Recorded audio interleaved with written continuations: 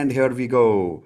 All right. Hey, everyone. I can see him. He's here. Before I put him on spotlight, I want to quickly introduce him. Although, I'm too small to introduce Dr. John Demartini, but for all of you who don't know him, I don't think there is anybody here who doesn't know him. But he's the superstar from the movie The Secret. We met him there in that movie for the first time. He's one of the best coaches on law of attraction. And the best part is he travels, he teaches, he writes books, and this is what he does all his life. And he travels 365 days in a year. Even now, he's teaching. And for people like me who are trainers and coaches, he's God. The reason is not only because of the wisdom he holds, but he's actually coached and trained and met more than 1 billion people so far. 1 billion people. Everyone type in 1 billion. This is absolutely crazy. And the reason I've got him here today, firstly, thank you, Dr. John Demartini, for taking the time. While I put him on spotlight, I want all of you to get ready, because the moment I put him on spotlight, we want you to continue our tradition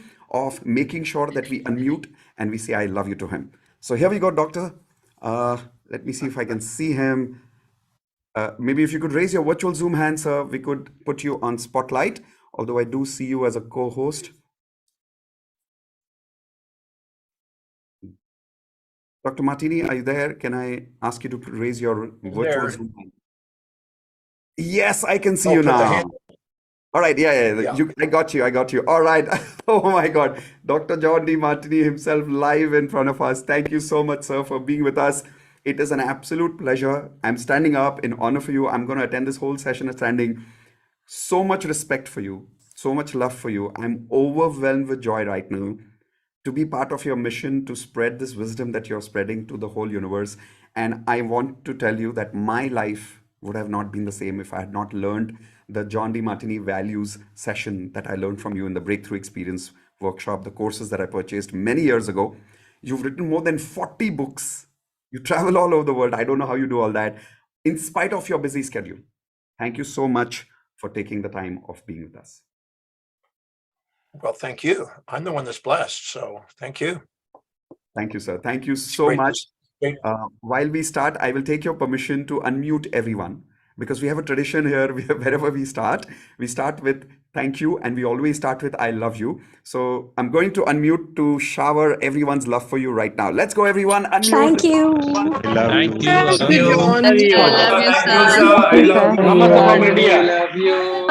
We love you. Thank you, sir. I We love love you. I love you you so much. so much. Nice to meet you. Thank you very much for being with us. Thank you so much. We love you. Thank you We so love much. you. Thank you so very much. Thank you. Love you, sir. I love you. Love you, sir.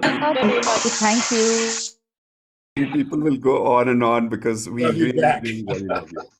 Thank you so much, Dr. John Demartini, for being with us. Thank you. I can't stop thanking you. I love you. Thank you. Thank you. What a great, I didn't know what to expect today, but what a lovely group. You got about 1,000 people on here already. And Yes. how can you beat having a loving group, 1,000 people that love you? I will do my best to share love back. Thank you. Thank you. Thank you. Your humility is so inspiring. Thank you so much. I'm going to start with a very simple question, if I may, with your permission. Sure. Right. So the question I would like to start with, because of which everybody's here, is how does someone become as happy and successful as Dr. John Demartini himself? You've reached the pinnacle of success that most people can only dream about. Reached 1 billion people, traveling the world, staying in a cruise. How does someone get to where you are? Well, I don't think that I'm unique. I think I'm just a man on a mission. And, if you do something consistently and repetitively over a long enough period of time, you build a little momentum and, you achieve more. So I don't think it's anything really extraordinary. I just think it's just, if everybody here was to get really clear about what they wanted to do and got really clear about what they valued most and set goals that were really congruent with that and stayed with it and are willing to do whatever it takes to just stay with it, they would do the same thing. 35 years ago, I met a very wealthy man that had a bunch of companies, and he was very wealthy. And I asked him, how did you achieve what it is? And he says, I just stayed with my objective. I didn't stop. I didn't start and stop. I just stayed with my objective. And here I am now, nearly 70, and he owned 18 major companies and one of the largest textile companies, owned fashion companies. He owned Huggies. He owned Armani. He owned a whole bunch of companies. Wow. And he just stayed with something consistently long term. And I'm no different. And I have no doubt that there's many people in this room that have a dream and are perseverant towards the dream.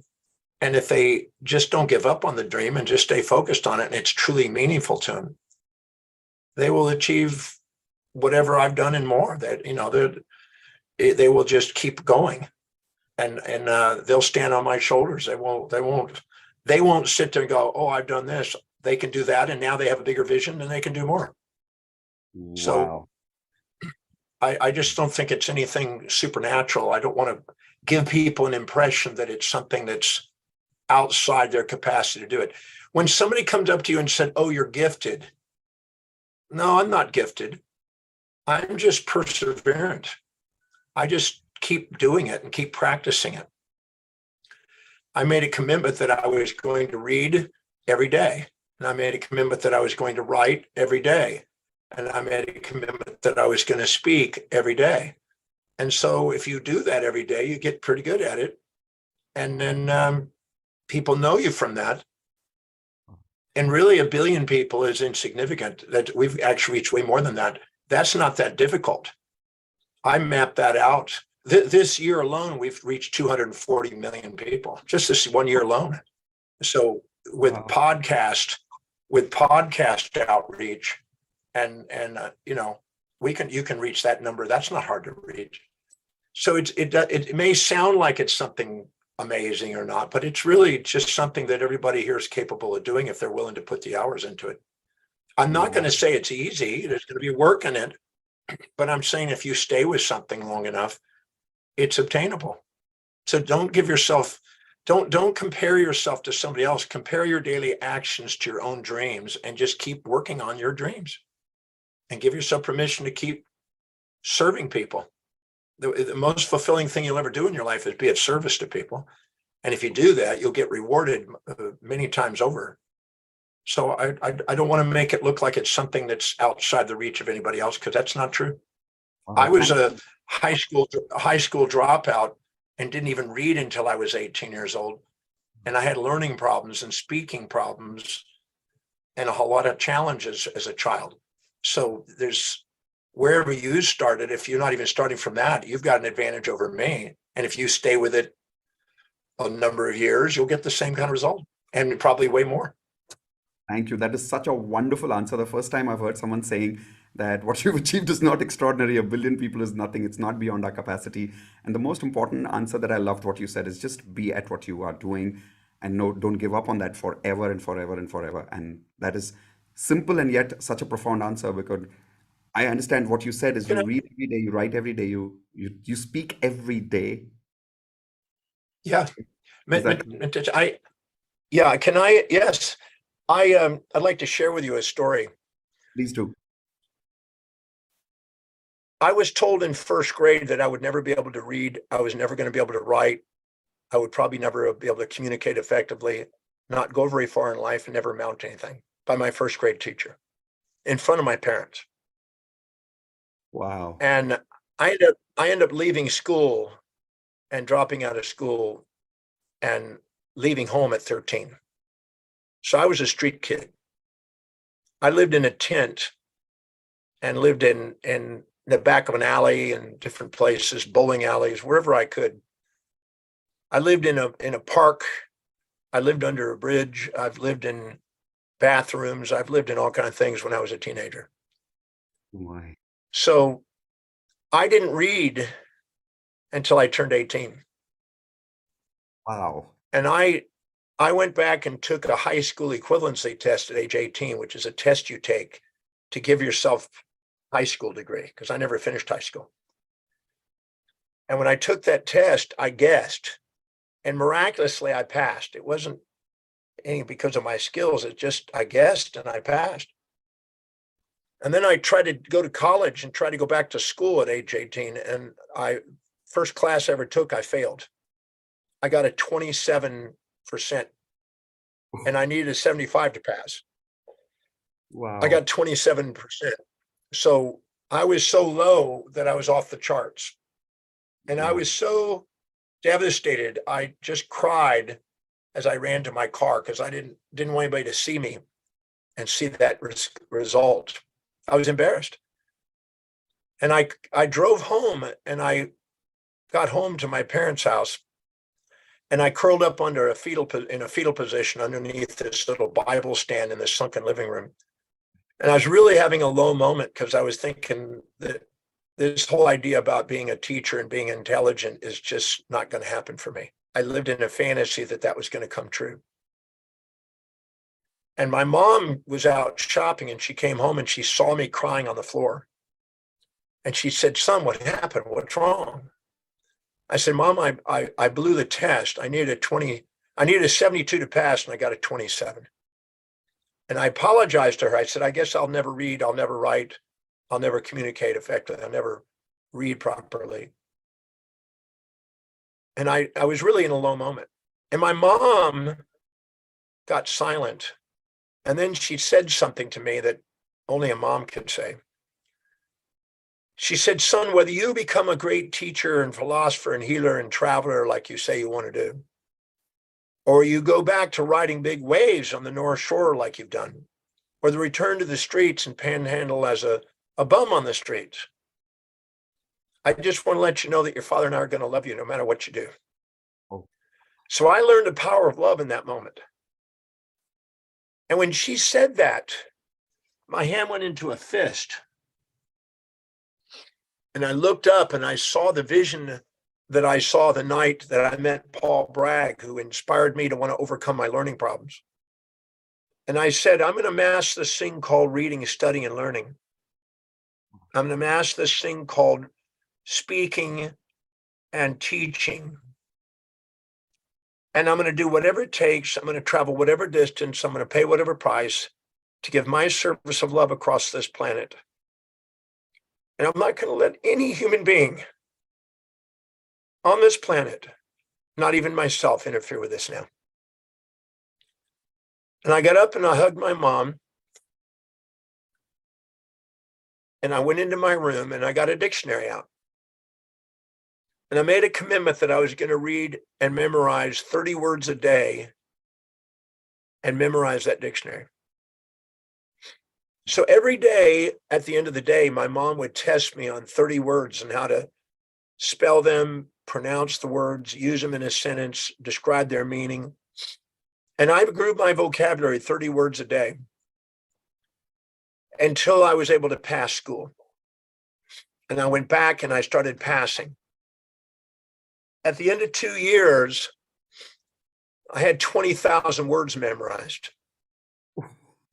And when you have 20,000 words, your vocabulary is getting pretty good.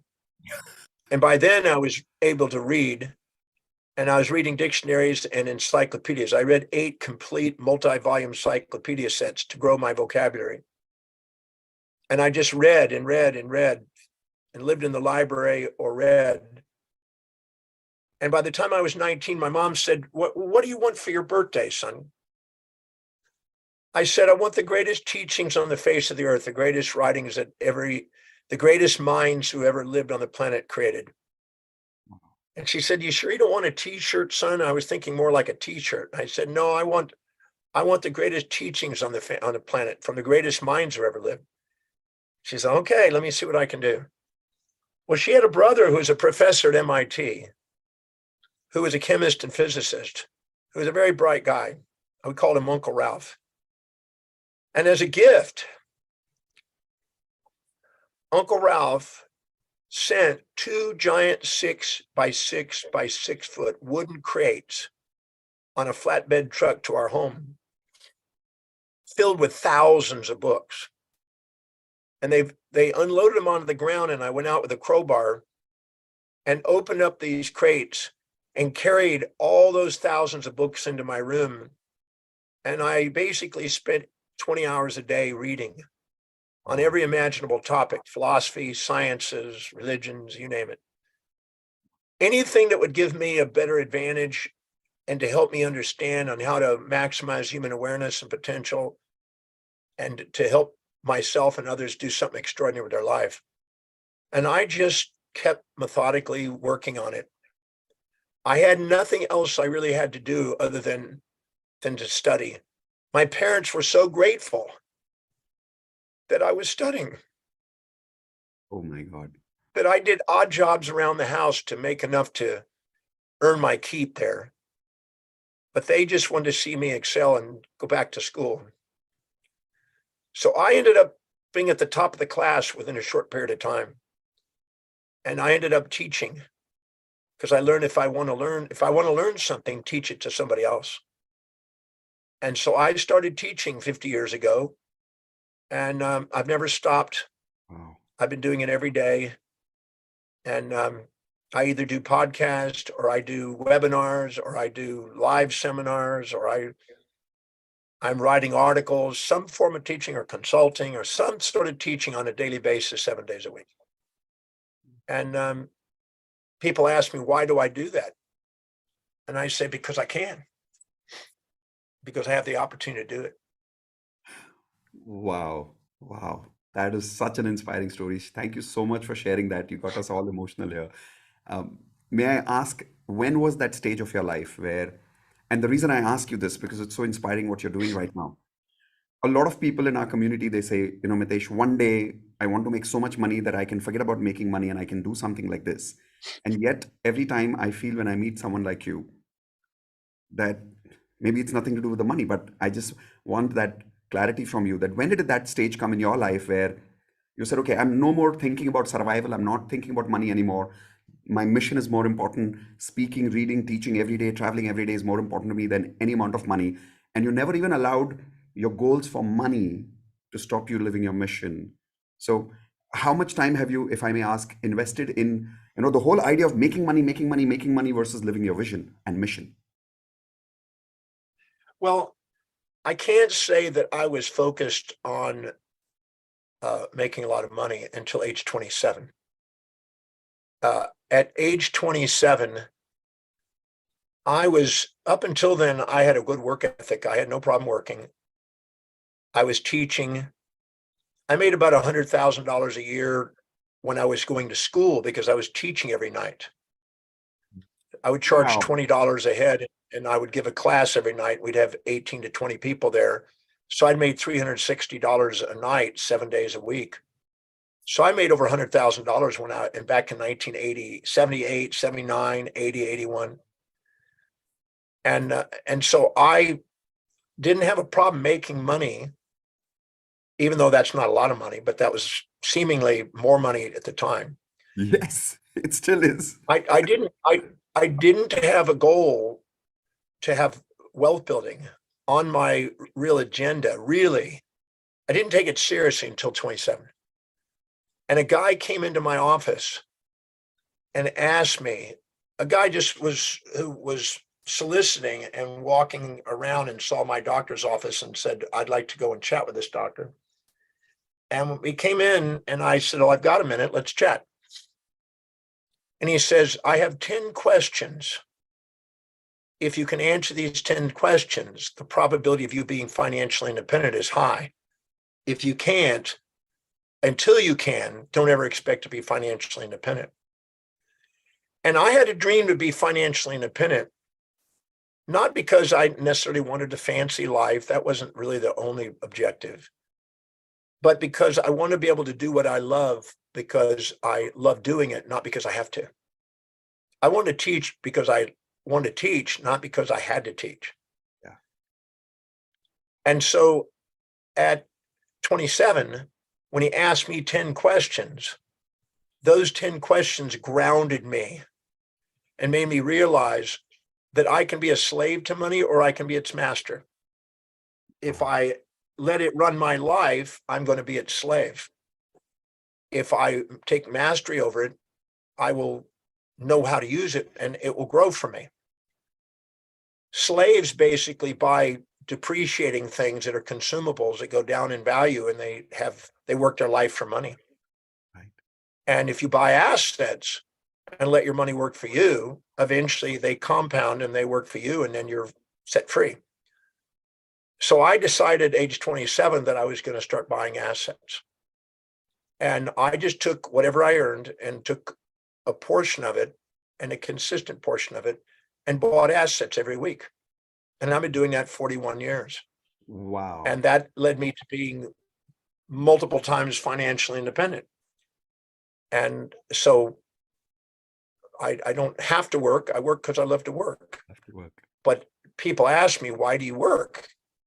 And I said, because I can, because I love teaching. I love Wow. researching and writing. That's what I love doing. So what am I going to do? What do you want me to do? Stop doing something I love to do? And that'd be like telling a singer not to sing or an actress not to act. Right. It's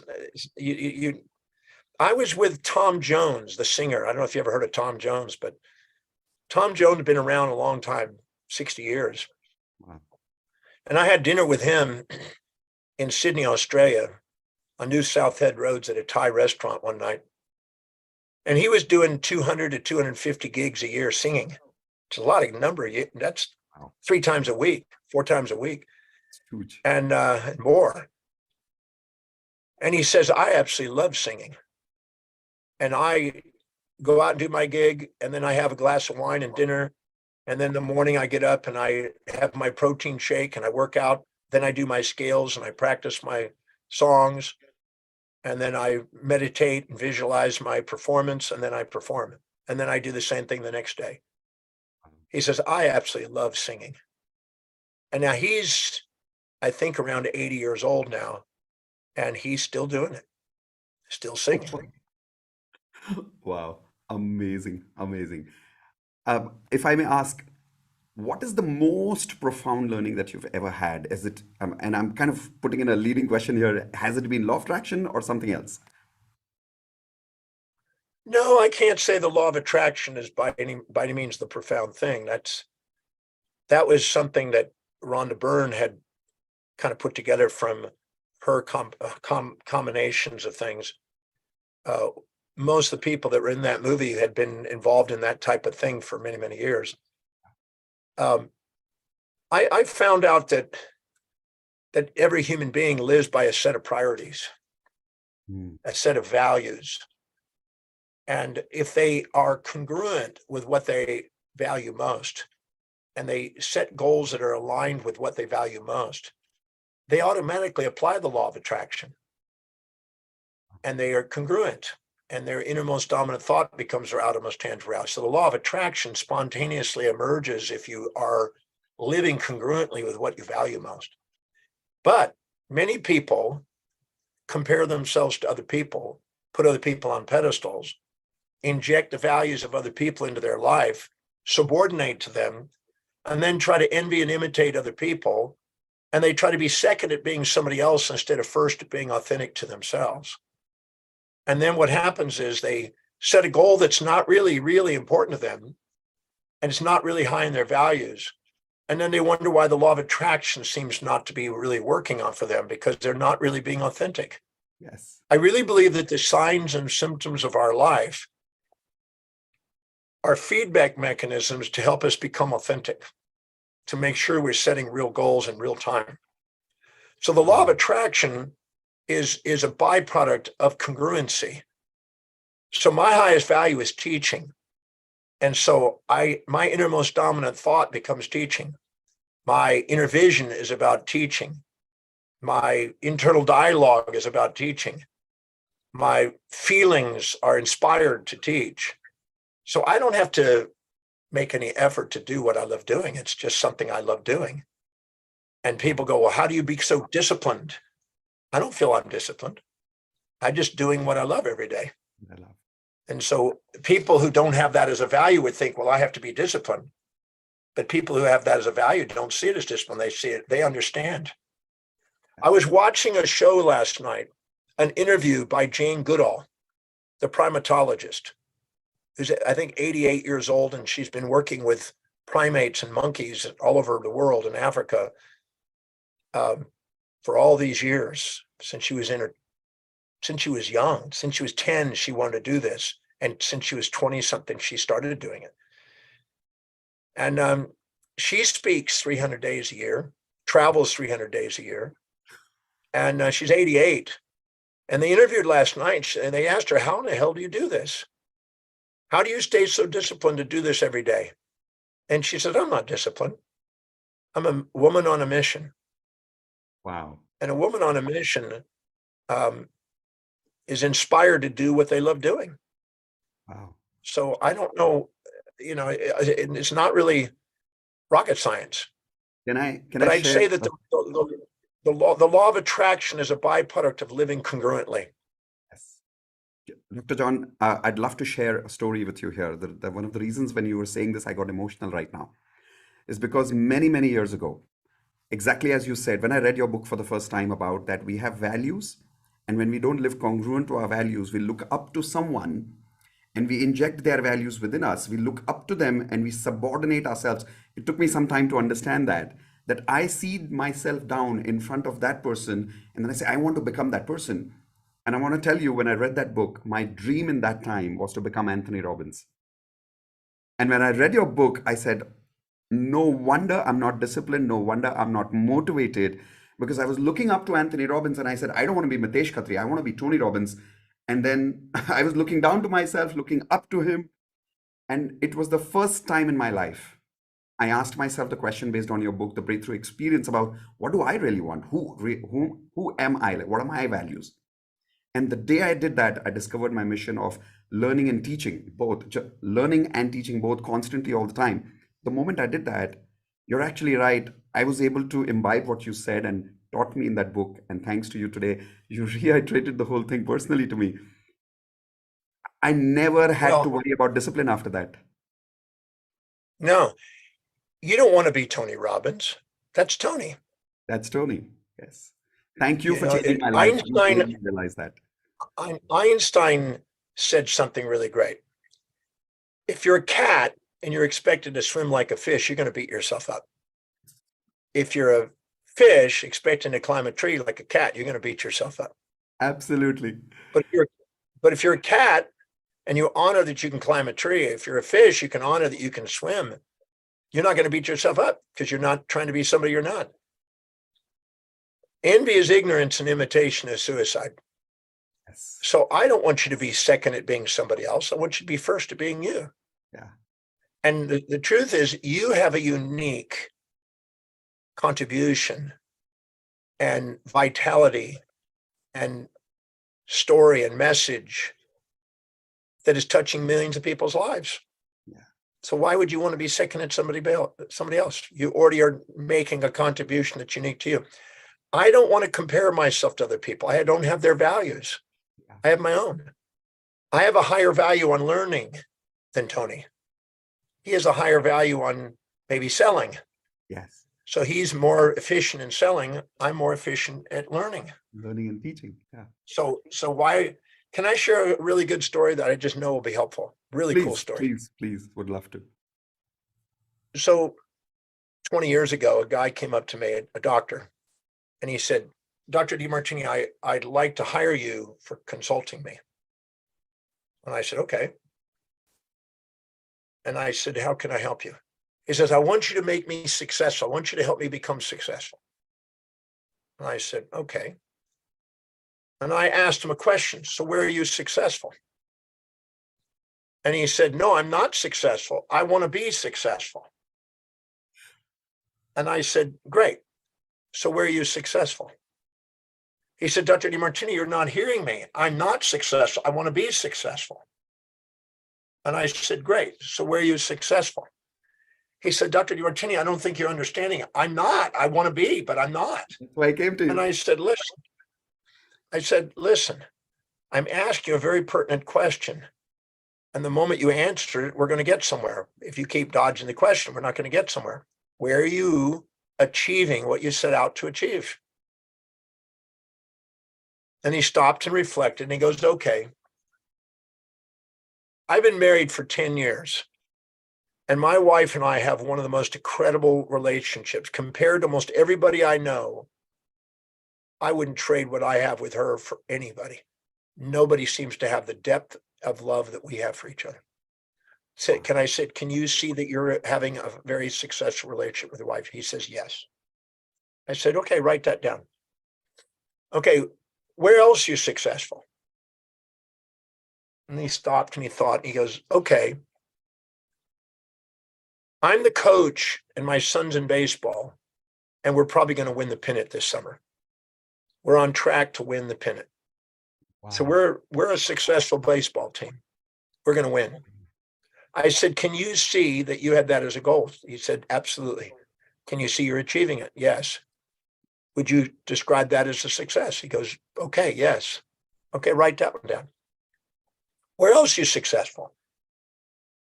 And he thought a minute and he said, my mother-in-law lives with us, and most people do not want their mother-in-law living with them. They just don't want that. It's just overwhelming. But I believe that my mother-in-law is the most amazing lady on the planet. She helps us with the kids. She's extraordinary. She just fits right in. And we have this amazing dynamic as a family that very few people have. And I think that's successful. Okay, write that down. Where else are you successful? Well, the whole family works in the yard, and we have the most beautiful yard. We're going to probably win yard of the summer again, because we have this most beautiful flowered yard, and all of us in the family, we all participate. Wow. I said, can you see that you've set out a goal to do that? And he goes, yep. And we made sure that we are the most beautiful yard in the neighborhood. Okay, great. What else you got successful? He says, well, I am a minister at my church on Wednesdays and Sundays. And I had a dream to do that when I was 20, and I'm in my 30s now. And frankly, I think that's pretty cool that I'm able to do that. And I have quite a bit of clout at the church. And I said, fantastic. So can you see you have a series of successes? He says, I do. I said, okay, the only reason why you think you're not successful is because you're comparing yourself to somebody else you think's got more success than you. Whoa. So who are you comparing yourself to? And he looked at me and he goes, I think I know. I said, who is that? He says, this guy who's got this 6,000 square foot home, 3-car garage, giant practice, and he's at the top of the hill. And yeah, he's got this big practice, and I'm comparing myself to him. I said, do you know this guy very well? And he goes, yeah. I said, you know him really well? And he goes, yeah, I know him pretty good. I said, how's his relationship with his wife? He said, it's interesting you ask. They're volatile as hell. They break up and then they make up, and they break up and they make up. And sometimes he stays in hotels, and sometimes she goes home to her parents. It's a volatile nightmare sometimes. Wow. I said, can you see that in that area, that's where his chaos is? But he has a high value on business and finance, so he's doing well there, but his relationship with his wife is not high in his values. He says, yeah, I can see that. How's his relationship with his son? He said, interesting you asked that. They're having problems with him. They're going to a psychologist, and he's doing drugs, and he's not participating in school. And yeah, it's a lot of chaos. I say, can you see that because he's focused on his business and finance and not his family, he's having to pay some chaos in the family? He says, I can, now that you pointed out. I said, what about the yard? He says, well, he's got people to take care of the yard. I don't think he even notices it. Sometimes he drives over the freaking yard himself and expects somebody else to fix it. What about his mother-in-law? Well, he moved out of the country to get away from that crazy lady. They made sure they moved to this city here to get away from the mother-in-law. They don't want her even around. And I said, what about church? Does he go to church, and does he participate in presenting at the church? And he goes, no, he's not religious at all. I've never seen him go to a church. He's usually working on Sundays because he makes more money. Right. I said, let me give you some feedback here. This man's not more successful than you. You're not less successful than him. You have a higher value on family and spirituality, and he has a higher value on business and finance. He's excelling in business and finance and having chaos in his family and these other areas of spirituality.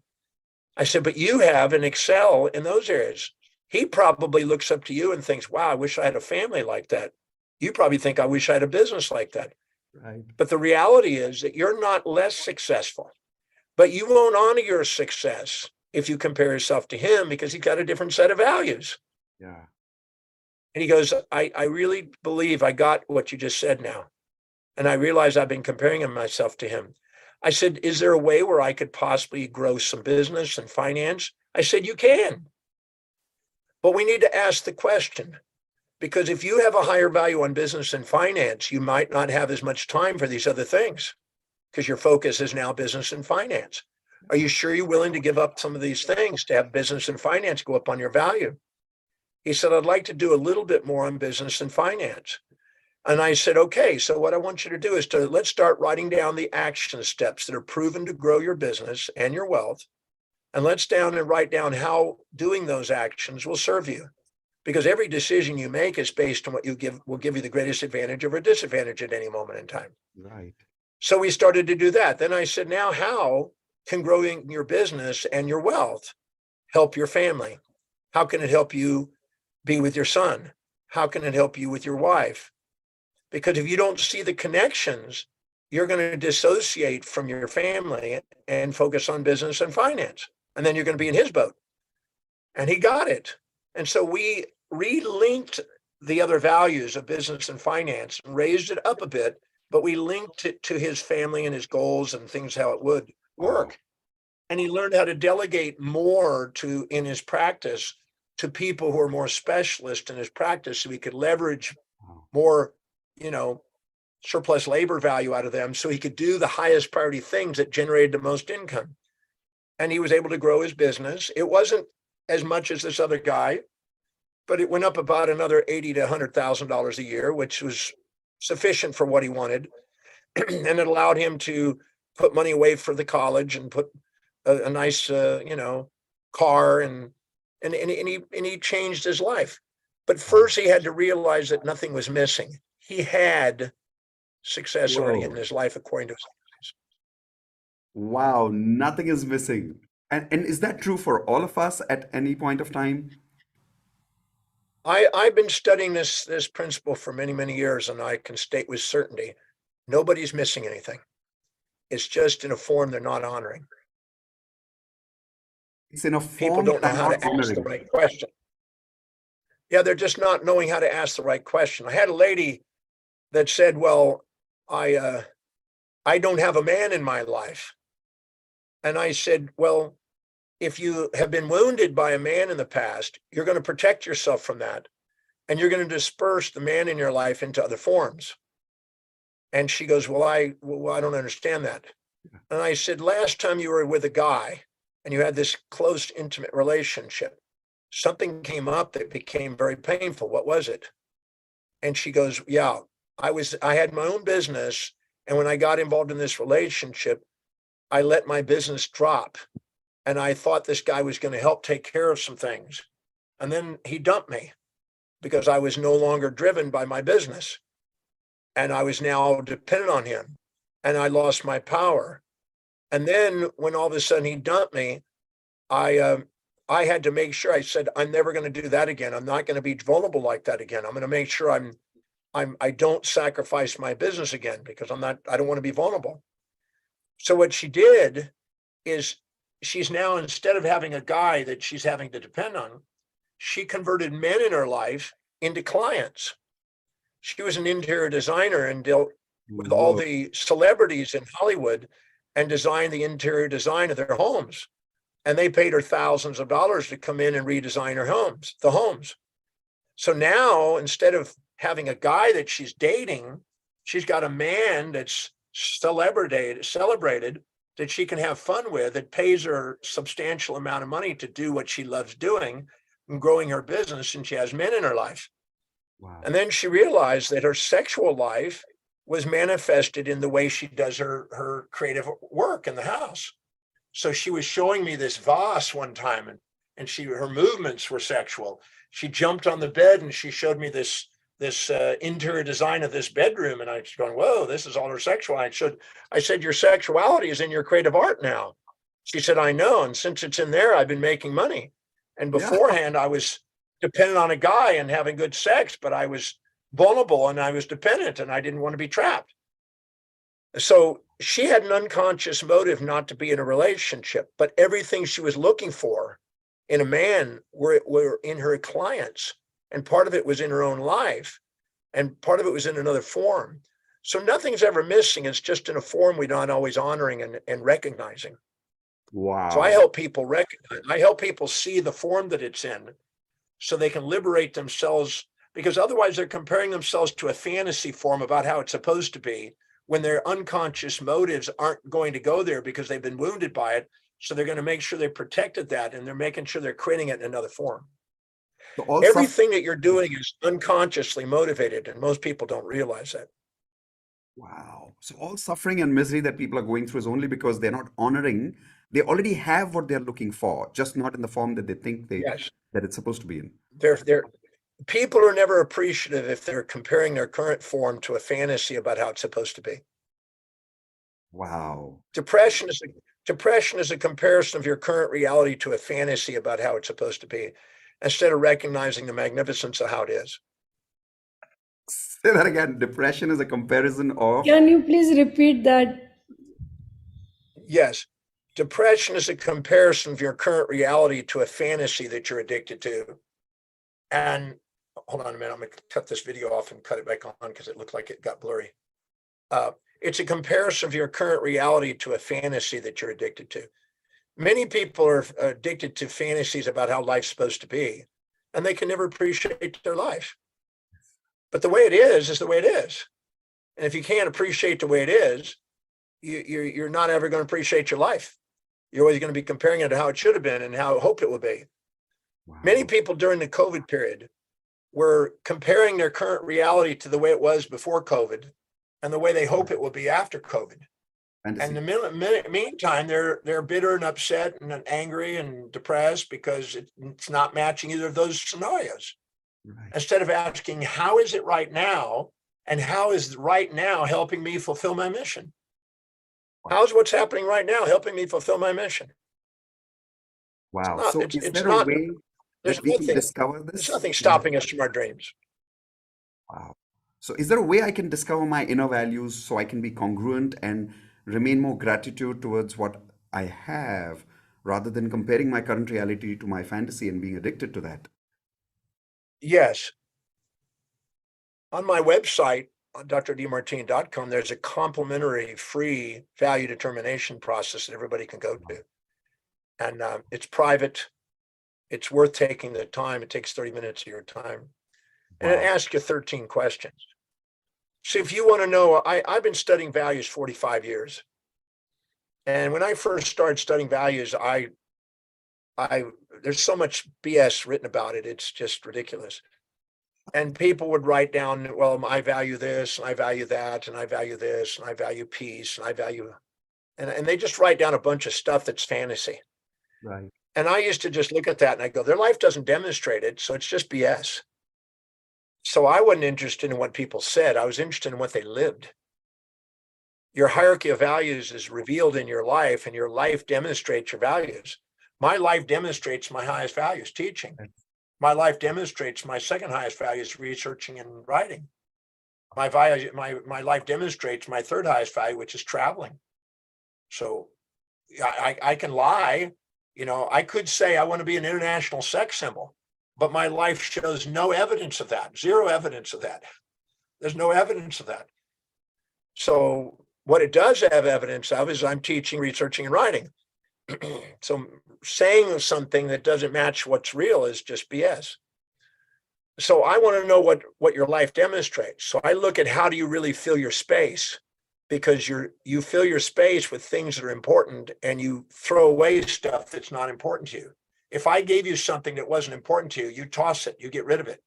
But if you got something really valuable to you, you keep it close to you. So your space gives you an indication of what you value. Your time, you find time, make time, and spend time on things that are valuable to you. When you're doing something that's high in your value, your energy goes up when you're doing something low in your value, your energy goes down. So what energizes you most? Your money, you spend money on things that are valuable to you. You don't want to spend money on things that aren't. So where's your money going? How do you spend it? Mm. You know, when I was in my 20s, I used to buy 40 to 70 books a week on average. And I was buying books and paying for education and going to classes. And most of my money was going to school and education and classes and reading. So my values was being revealed by my expenditure. Today, I don't spend as much on books because it's all online. So I invest mostly and I put money back into my business. But how do you spend your money? Then you look at where you most organized and ordered, where you most disciplined. What is it you think about, visualize, and affirm to yourself about how you would love your life to be that shows evidence of coming true? What do you converse with other people about most and want to talk about most in your life? What is it that inspires you and brings tears to your eyes? What is it that's consistent, persistent goals that you've been pursuing that shows evidence of coming true? And what do you study, read about, learn about, and love watching on YouTubes and can't wait to fill your brain with knowledge? If you look, there's a pattern in those answers. Yes. And that pattern reveals itself clearly if you answer them honestly. And it gives you an indication. Then you look at the answers. You put 3 answers for each question. And you have 39 answers. And you look at which one shows up most frequent down to least frequent. It tells you what your values are. Because now it looks at what your life is demonstrating. Wow. So this can take you 30 minutes. It's on the website. I guarantee it's worth the time spent. I will definitely share it with the whole team. Doctor, if I had to do a course with you like this and where we could dive deep into discovering our values, being congruent with who we really want to be, because what I loved what you said was the all my life when I had not met you, I only learned that we had to create our values. We had to create who we want to be. And then you were the first person, the first coach, mentor in my life who told me, no, you don't have to create it. You have to discover who you truly are and then own it and be grateful for that. How much time would that take? What course online can I start with? And of course, and then what live workshop can I do with you where we could go more deep into this? Well, first of all, the little exercise I told you to go on my website's free. It's complimentary.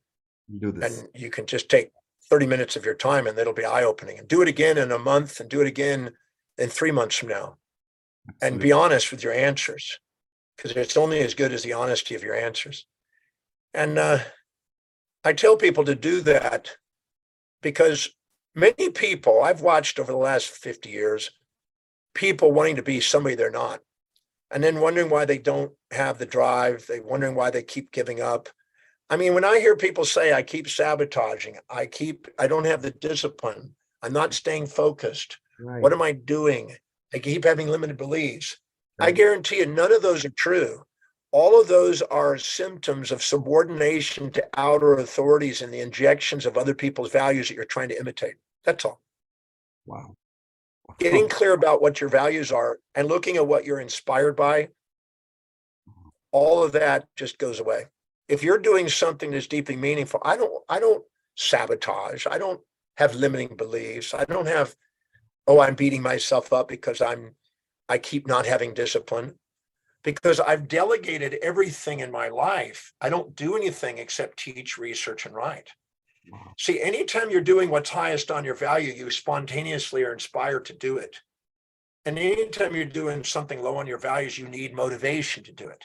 Anything that needs motivation to do, I don't do, I delegate because it's not me. Wow. So I haven't cooked since I was 24, haven't driven a car in 32 years. Wow. I have a captain for my ship. I have pilots. I got car service people and drivers. I got cooks. And I mean, I have specialists that do everything that I don't love doing. I don't want to be doing. I don't want to fill my day with anything other than teach, research, and write. Wow. I promise you, not only I've done this exercise many years ago, which totally changed my life. I promise you I'll do it again and I'll get to do this exercise with all these 1,000 people who are attending with us.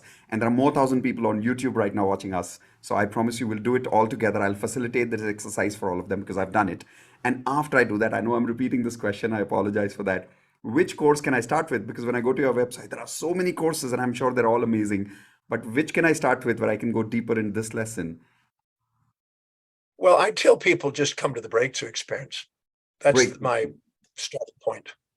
Done. The breakthrough experience I've taught 1,165 times.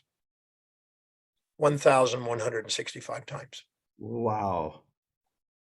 So I've taught that course for 34 years, and I believe it's a very comprehensive 2-day experience. I have way more in-depth programs, but that's where I tell people to start. Just start, because that way you can learn the values and learn the Demartini method on how to dissolve emotional bullshit that runs people's lives. So you're not filled with drama. Wow. Running your story about how your life has been a challenge or that, to me, doesn't mean anything. No matter what you've been through, everything is obviously something that can help you get somewhere and do something extraordinary if you know how to ask the right questions and see it through those eyes. People want to run their story and blame things on the outside for why they're not where they are. And none of that's true. Whatever's happening in your life, it's exactly what you need in order to go to the next level. So find out how it's on the way, not in the way, and get on with your life. And don't run the story. Don't waste your time on wallowing in some pity party. Just get on with asking, how is this experience serving me? My life, how is my learning difficulties? How did it help me? Well, if I wouldn't have had my learning challenge as a child, I would probably never had the drive to memorize a dictionary. I never would have probably had the drive to read 30,700 books now. I would probably not had the drive to want to teach as much. So that's not a mistake. Those aren't flaws. Those aren't, devastating, terrible things in your life. Those are gifts. So anything you can't say thank you for is baggage. Anything you can say thank you for is fuel. Wow. Wow. I promise you, not only will I do the breakthrough experience, I'm going to bring all my community members and we're going to learn with you live. And hopefully I'll talk to your director after this session. We'll bring a special session only for our community, and let's see how we can do that. One more question, if I may. Maybe it's wiser to do a special breakthrough for the group. Yes, that's Do it what Yes, I would love to yes, do. doctor, because the timings are very, very challenging, the one Yeah, which so I it would be discussed. lovely if you could do one special for us. By the way, I just want to quickly Yeah, start by because introducing. it's probably easier for me to probably do it in the India time. I'm coming to India in a few weeks. Oh, It's great. probably easier for me to in India than it is Then than I'll all of you to coordinate come. with Clarissa. And I'll how many of you coordinate are with in? Clarissa. Type in I am in. How many of you are in for a special breakthrough experience course with Dr. John Demartini, especially for all of us? How many of you are in with that? I will learn with you as a student. Wow, that is amazing. Look at that, Doctor. Everybody's in over there. I'm in. By the way, Doctor, I just want to start with introducing Indu. She's my wife. She's the reason why I am where I am. And she's the reason we started this whole discussion of inviting you. And thank you for accepting our invitation through our mentor and our coach, Siddharth Rajsekar, who put us in touch with you. So thank you. We will make sure that we make this happen. I promise you, we will learn together in the breakthrough experience. May I ask you one more question, unless you want to ask something first? Yes, I wanted to ask two questions. One, Yep. are these courses you still deliver live, doctor? Say it again. Do you deliver these courses live, or these are recorded courses? Well, I died 25 years ago, and this is a pre-recorded program. So no, I only do it. I only present dead programs. I don't do any live programs anymore. I'm joking. I realized. I can do it live, but I normally have been doing it for the last 2 to 3 years on Zoom. But I'm getting ready to do one in London live. I may be doing one in Sydney live. I did one in Houston recently live. Wow. There's been a little bit more demand for live programs now compared to a year ago. And so, yeah, that's possible to do a live program, but it depends on the timing and where I'm at, where I'm at. Cause I'm, as you know, I'm sailing around the world. So it depends on what part of the world I'm in at that time. And we'll do it on Zoom with you. When we're on Zoom with you live, actually what she also meant Zoom live. Nowadays for us, the world live is more Zoom live. So we'll bring everyone together. Zoom live is no problem at all. I mean, Done. I'm joking about being dead. I'm well alive. I'm 68 years old and still cranking away. Amazing. Amazing. And you had two questions. The one more question you wanted to ask. Yeah, one more question I wanted to basically ask is what's your best experience and the worst experience of life? Wow. And I'm sure both. Worst experience and best experience. You know, I don't know if I ever maintain an idea that about, I found it unproductive to use good, bad, better, worse, right or wrong, or all the moral languages. I don't find that a productive use of terms, but challenging, challenging moments or events, if that's what you're asking. Okay. What is the most challenging event in your life? Probably most challenging event was when I failed that class. That was probably the most challenging. The class And probably, where and the moment I decided that I was not going to turn back and I was going to learn how to read was probably the most invigorating. wow. So it happened back to back, probably. Amazing. But I would say this, that trying to please my girlfriend is also quite challenging. That's Right. challenging for everyone. No doubt about that. That's just for fun. That's just a joke. Yeah, I'm pretty sure it's a joke because she might be listening to this live video later on YouTube. Well, that's okay. She's a savvy woman, but my wife passed away 18 years ago. And so I've dated a few girls since then, but I haven't been remarried. But I am dating a very, very talented woman from Istanbul, very talented. She's a #1 singer, #1 actress, #1 model in the country, in very Wow. high profile position. Wow. So but sometimes she has a high expectation, and you can't expect to get a first class girl without a high expectation. That's just the way it works. Absolutely. I was just going to say you defined her as a high profile. So if she's high It comes profile, with high expectation. it comes with Thank high you for expectation. sharing that amazing part of your life with us. Yeah. That's so nice of you to say that. Yeah, Thank you. just that's Thanks. part of the game. Yes. Indu, stay because I have a very important question. Doctor, there are two things that changed my life when I learned things from you. One was my career shifted when I started accepting myself who I am and being aligned with my values. And then the second thing that shifted for me was love. And I remember your book on love and blessings and the breakthrough experience and the quantum collapse. And most importantly, if I had to define all of that of love in two words, it's balanced perspective. I can't speak enough, and I can't say thank you to you enough for giving me the gift of balanced perspective, because of which I was able to accept this beautiful woman. And she changed my life. And all I had to do was just be grateful for who she is. And everything I ever wanted was already inside her. Nothing was missing, but I kept seeing what is missing because I kept comparing her with so many of my fantasies, and I couldn't see the balanced perspective then. And if I may request you for the love of the group here to explain the quantum collapse, the beautiful understanding of balanced perspective, because a lot of us have so many confusions and fantasies about what love is, if I may.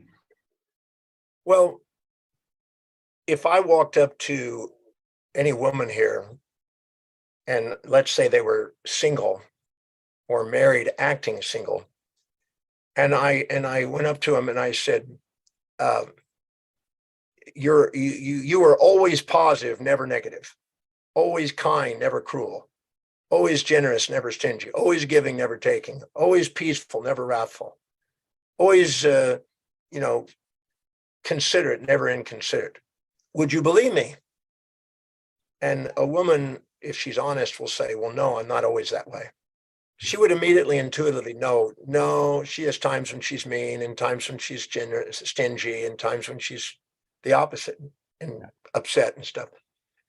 And if I went to her and I said, well, you're always mean, you're never nice, you're always cruel, you're never kind, you're always taking, never giving, you're always stingy, never generous, always inconsiderate, never considerate, always wrathful, never peaceful, always negative, never positive, would you believe me? She'd go, no, no, no, no. I have times that I'm generous and kind and things like that.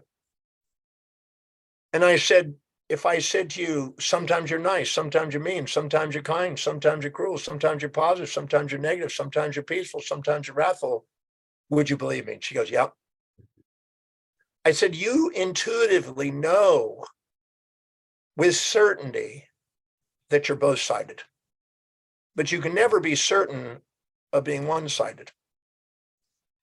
True. So to expect a human being to be one-sided is a fantasy. And to expect an individual to be somebody living outside their values and inside your values or somebody else's values is a fantasy. And anytime you're in a relationship with somebody that you have a fantasy on, you're not going to appreciate the individual because you're having an affair with a fantasy individual. Yes. And so you can't appreciate the individual because you're having an affair with a fantasy of who they're supposed to be. So the second you have a reasonable, balanced objective, the second you know what they value most, so you can know how they make decisions, because their hierarchy of values is dictating their destiny. And every decision they make is based on what will give them the greatest advantage or disadvantage to their values. Yeah. And the moment you understand that, you start to appreciate them for who they are. Their identity revolves around what they value most. My identity revolves around teaching. So if my girlfriend came up to me and said, when are you going to stop all that teaching crap? And when are you going to finally go dancing with me or whatever? I would go, huh? I go, you're like attacking my identity. And that wouldn't be so great for her. Because I would say it's obviously that you have an affair with a fantasy of who I'm going to be. Wow. And I believe you deserve to find your fantasy. Go out and find your fantasy, because I'm not the guy. I'm not the one. Go out and find somebody that's matching who it is.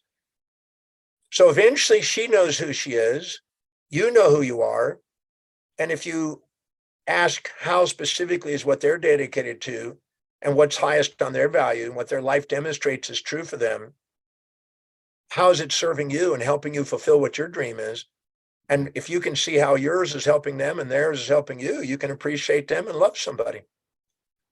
But if you have a fantasy about who they're going to be and you're going to keep punishing them until they get to be that fantasy, you'll eventually wonder why they're having an affair with somebody else, because they just want to be loved and appreciated for who they are. They don't want to be fitting into your box. They want to be able to be loved for their own true nature. So my girlfriend is a singer and actress and model, and she does that every day. And I love hearing that she's doing that. I don't need to see her every day. If I did, I'd interfere with her career.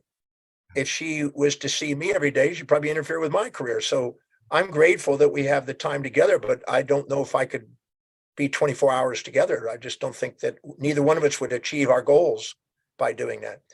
So there's no box about what relationships are supposed to look like. I know some people that can stay 24 hours together with each other every day of their life, and that just matches and it works. I know other people that need their space and it matches and it works. So don't put a box about how it's supposed to be. Be honest about how it is and what works, and appreciate people for who they are. So, Doctor, you would say love is? It's a synthesis and synchronicity of all complementary opposites. Everything that you want in a relationship, your spouse is going to have that and its opposite. So they're going to be nice and mean. They're going to be kind and cruel. They're going to be considerate and inconsiderate. They're going to be generous and stingy, depending on the setting. So love is a synthesis and synchronicity of all complementary opposites, and nothing's missing in them. So they're going to have all the traits. 4,628 traits I found in the Oxford Dictionary. Well, if you look carefully, I found all of them in me, and everything I can find them all in my girlfriend. So if you can't handle that they're going to display all of the traits, then you're not loving them for who they are. They're going to have the traits and the opposite traits, a synthesis and synchronicity of all possible traits for human beings. And you're going to be learning more about them as you go along, and they're going to be evolving because their values are changing. But just know that whatever's there, and what's opposite is always there too. Keep your eyes open for both to keep yourself centered and appreciative. Wow. So, doctor, that's about people who have a relationship and understanding who love is for them. Like right now, I have Indu, so I understand how I can implement this. A lot of times, a lot of people are struggling with right now about I'm not attracting the person I want, or if I attract, they go away. Either they cheat me, or they have an extramarital affair with someone, or I'm just not finding who I want. And there are so many people struggling with this idea right now about not being able to attract their life partner. Why is that? They And have no problem. with that? They have no problem attracting them. They unconsciously are protecting themselves from wounds of the past. That's all. Whoa. Explain that. Yeah. So let me give you an example. I'll give you a story, a fun Yes, please. story. Yes, please. So I was flying from Houston, Texas to Las Vegas one time to go speak to 9,000 doctors at a Las Vegas convention. And when I got on the plane, I got on last. So I was running a bit behind schedule and I got on last. And when I did, I was in the first class area of this little plane. There's an American airline, I think it was, going to Las Vegas from Houston. Right. And next to me, it was a two-seater and a two-seater in first class. Next to me was a 27-year-old, beautiful, blue-eyed, blonde girl. Now, I don't know about you, but how many of you ever gotten on a plane and a very handsome guy or a very beautiful woman's sitting next to you and it helps make the flight a little nicer? Am I the only one, or does anybody else know what I'm talking about? Everyone type and agree in the chat window, especially the boys, I'm sure. But it somehow perks you up a bit. I don't know. But anyway, this girl was really young. I mean, she's like a daughter's age, but still, it was just sparky to see. And I wasn't, I'm playful. I have some fun. I don't cross the line, but I do have some fun. So I sit down next to her and I said, "Well, good afternoon." And she said, "Well, hi." And I said, "And who are you? What's your name?" And she says, "My name's Tina." "What's your name?" I said, "My name's John." I said, "What do you do? What do you do for a living?" He says, "Well, I'm a cosmetologist. I cut hair and do makeup for all the people that act at the MGM Grand Hotel in Las Vegas." And I said, "Fantastic." And she says, "What do you do?" I said, "Well, I bother people on airplanes and I write books and travel around the world speaking." And she goes, "Oh." And I said, "Tina, what are you working on in your life? What's your big focus right now in your life?" And she said, "Right now I'm looking for my soulmate." And when she said that, I said, okay, the cue, I got the opportunity of a lifetime here. So I said, "Well, how would you like to meet your soulmate today?" And she kind of looked at me with a little bit of a stare like, I'm not sure what that means. "How would you like to meet your soulmate?" And she says, "Well, depends what that means." And I said, "Well, I'm going to ask you a series of questions to help you discover and narrow down what your soulmate is." She says, "Oh, okay." And so she was a little bit cautious, because, you never know a guy like me could be dangerous, And so I pulled out a jacket where you write on the jacket. They used to put tickets inside these jackets. Right. And I said, "So what are you looking for in a man?" And she wrote all the classical things that almost every woman would say. "I'm looking for somebody that's good looking." Of course. All right, good looking, hot, handsome. Great. That's pretty typical. I mean, you're not going to write down, "I want somebody as ugly as crap." I want an ugly thing that I want to make love with and create kids that I don't want to look at, Most people aren't going to do that. They're going to say, "I want a handsome guy." Yes. So she wrote that down. I said, "What else are you looking for?" She says, "I'm looking for somebody with intelligence." And I went, okay, intelligence, Right, man. handsome. I said, this is good. This is good. This will work. I said, "All right." And what else you looking for? I'm looking for somebody with a good sense of humor. All Wrote right. that down. One more tick. So we're making progress, baby. And what else you looking for? I'm looking for somebody that's got lots of money, that's got some cash flow. And I went, okay, now this is we're narrowing it down pretty quick, baby. This is a marriage on the plane. You know what I mean? I'm teasing. And so I wrote down 22 different items because you can't please a woman easily, so she just keeps making a list. And I wrote down 22 things, and finally we stopped there. Oh my God. And I said, great. And I said, now. I said, you interested in meeting your soulmate? She goes, I think so. I said, okay, now I want you to write down the exact opposite behavior. So good looking, maybe ugly, wealthy, maybe impoverished. I want both sides. And then what I did is I made her go through in her life and ask, I told her, I said, nothing's missing in your life. So who in your life right now is providing you good looking? Who's the guy in your life or guys in your life that's good looking? And she goes, yeah, I got a guy. Yeah. A guy I dated for a period of time. He's really hot. He's not the brightest, but he's really hot. And if I need to go to a social function, I tell him not to say anything, just look good and I'll speak, because you'll screw it up if you speak. So he's really hot looking and everything else and good looking. So I said, who else? And she says, well, my boss, the guy that owns the MGM, he's a nice looking man. He's older, but he's a nice looking man.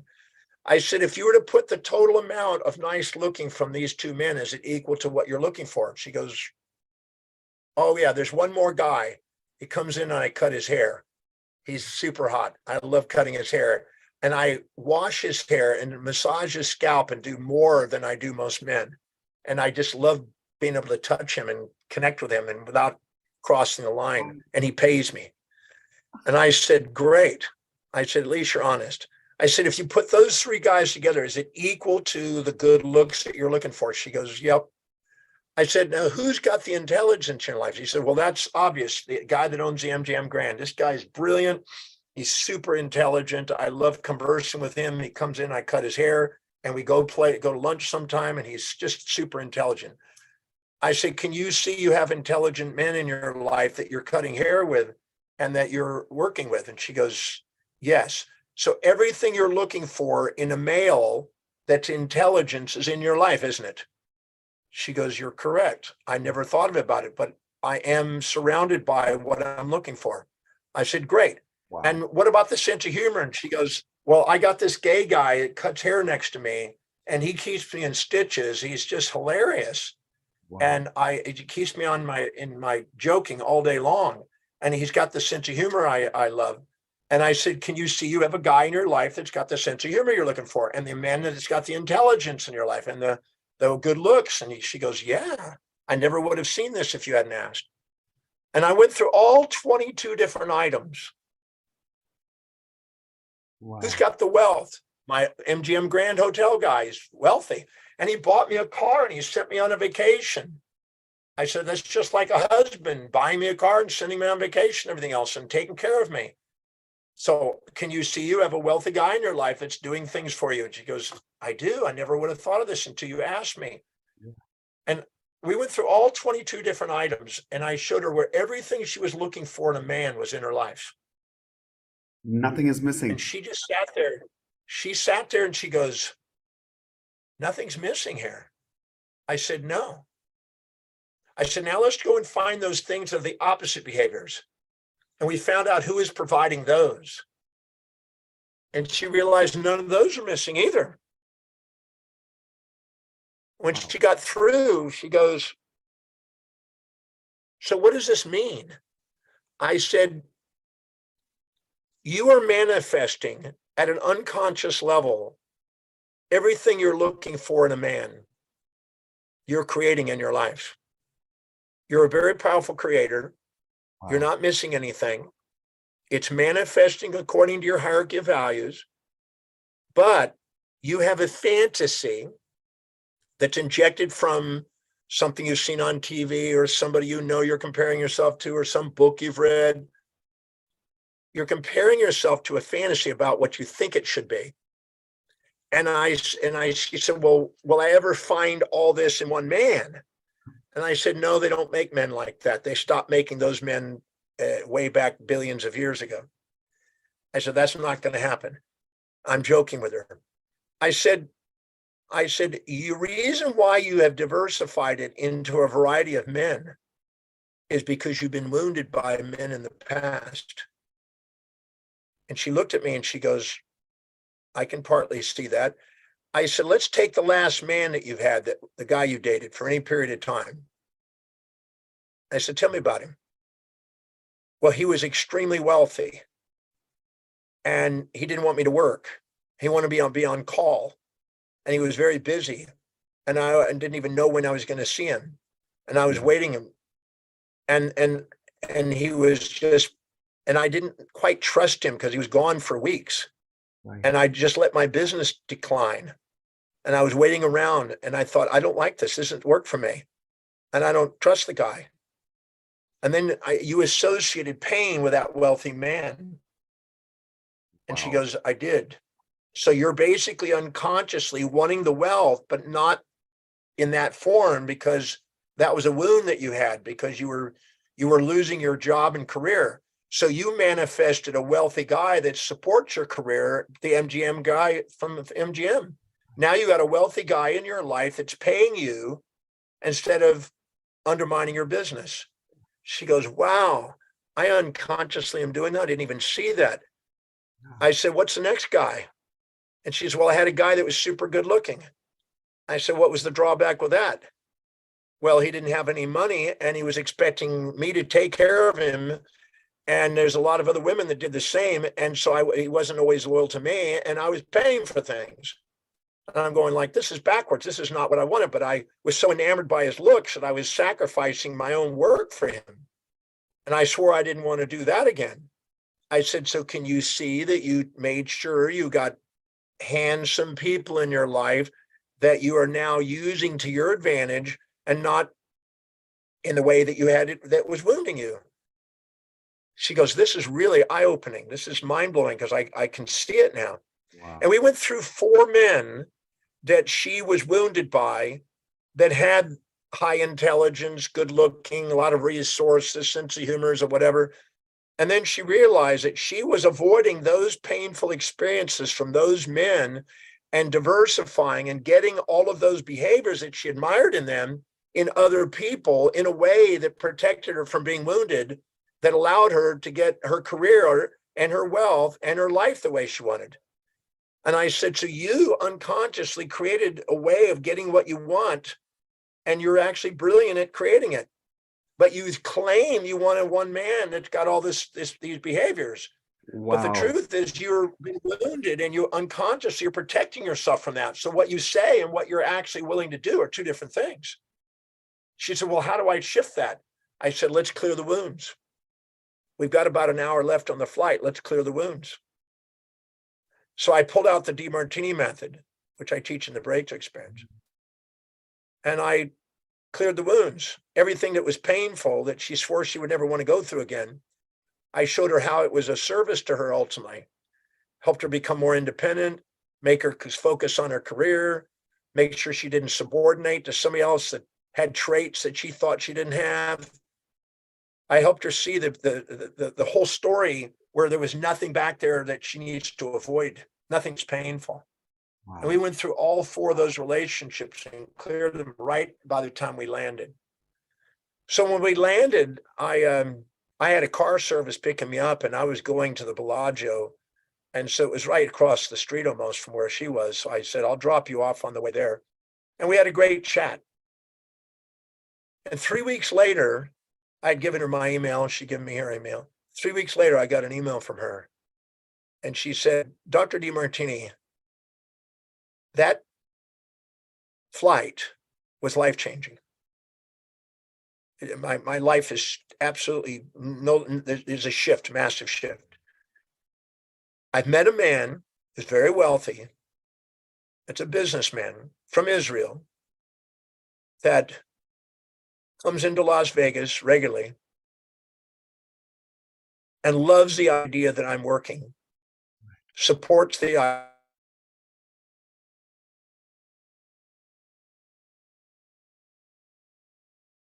If I have the time, he'd like to take whatever time that I can afford to do, but I don't want to disturb your business or what you have is your social life and friends. But I really would love to spend time with you whenever you have it. So she sent me pictures of them going off on a trip. And for almost 3 years, every few months, she would send me an update. Now, I haven't heard from her in a while, so I don't know if they married. I don't know if they broke up. I don't know what the status is. But all I know is that if I go in there and identify whatever you think is missing in your life and show you the form that it's in and show you the unconscious motives creating it, and then clear the wounds, about 95% of the females within 3 weeks have a man in their life. But when they say they want to have a man and they can't get a man, they have an unconscious motive to protect themselves from having men. They don't even know it. I got 2 women I worked with just the other day. They've been so wounded by relationships that they make sure that they get with guys that are non-long-term to protect themselves. Wow. So you got to be really honest about what your motives are and what your experiences are. And you need to know how to clear those baggage, which is not that hard. It's just knowing how to ask the right questions and balancing out the equation. It's just a mathematical equation of thinking. Amazing. So if I take care of my values, I take care of my guidance, inspiration, I work towards what I want, automatically become aligned with my mission, my values, takes care of my career. If I work on balance perspective, heal my wounds from the past, I get more tuned with love and what truly love is rather than the fantasy of what I think love is, then I can attract the people I want or keep the people I have already attracted and be peaceful with them.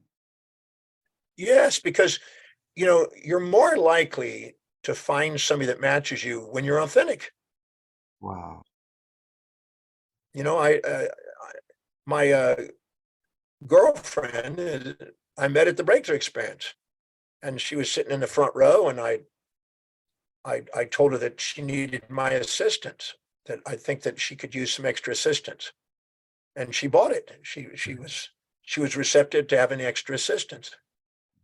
So I didn't know if it would work, but I told her, I said, I had a sense that you didn't quite finish the method. Maybe if I gave you private session, I could help you finish that method. That's how you found that. And she found you. Amazing, doctor. Thank you so much. Would it be okay with your permission if I allow a few of our platinum members to ask a few questions, maybe 2 or 3? I know we've taken a lot of your time. It's almost 90 minutes. But would it be okay if I can? Whatever. Thank you. Thank you so much. All right, platinum guys, let's go. Raise your virtual Zoom hand so I can unmute you to ask your question. Be precise, be short. Make sure that you ask your question to the point so that we can invest a lot of time in listening to him. So here we go.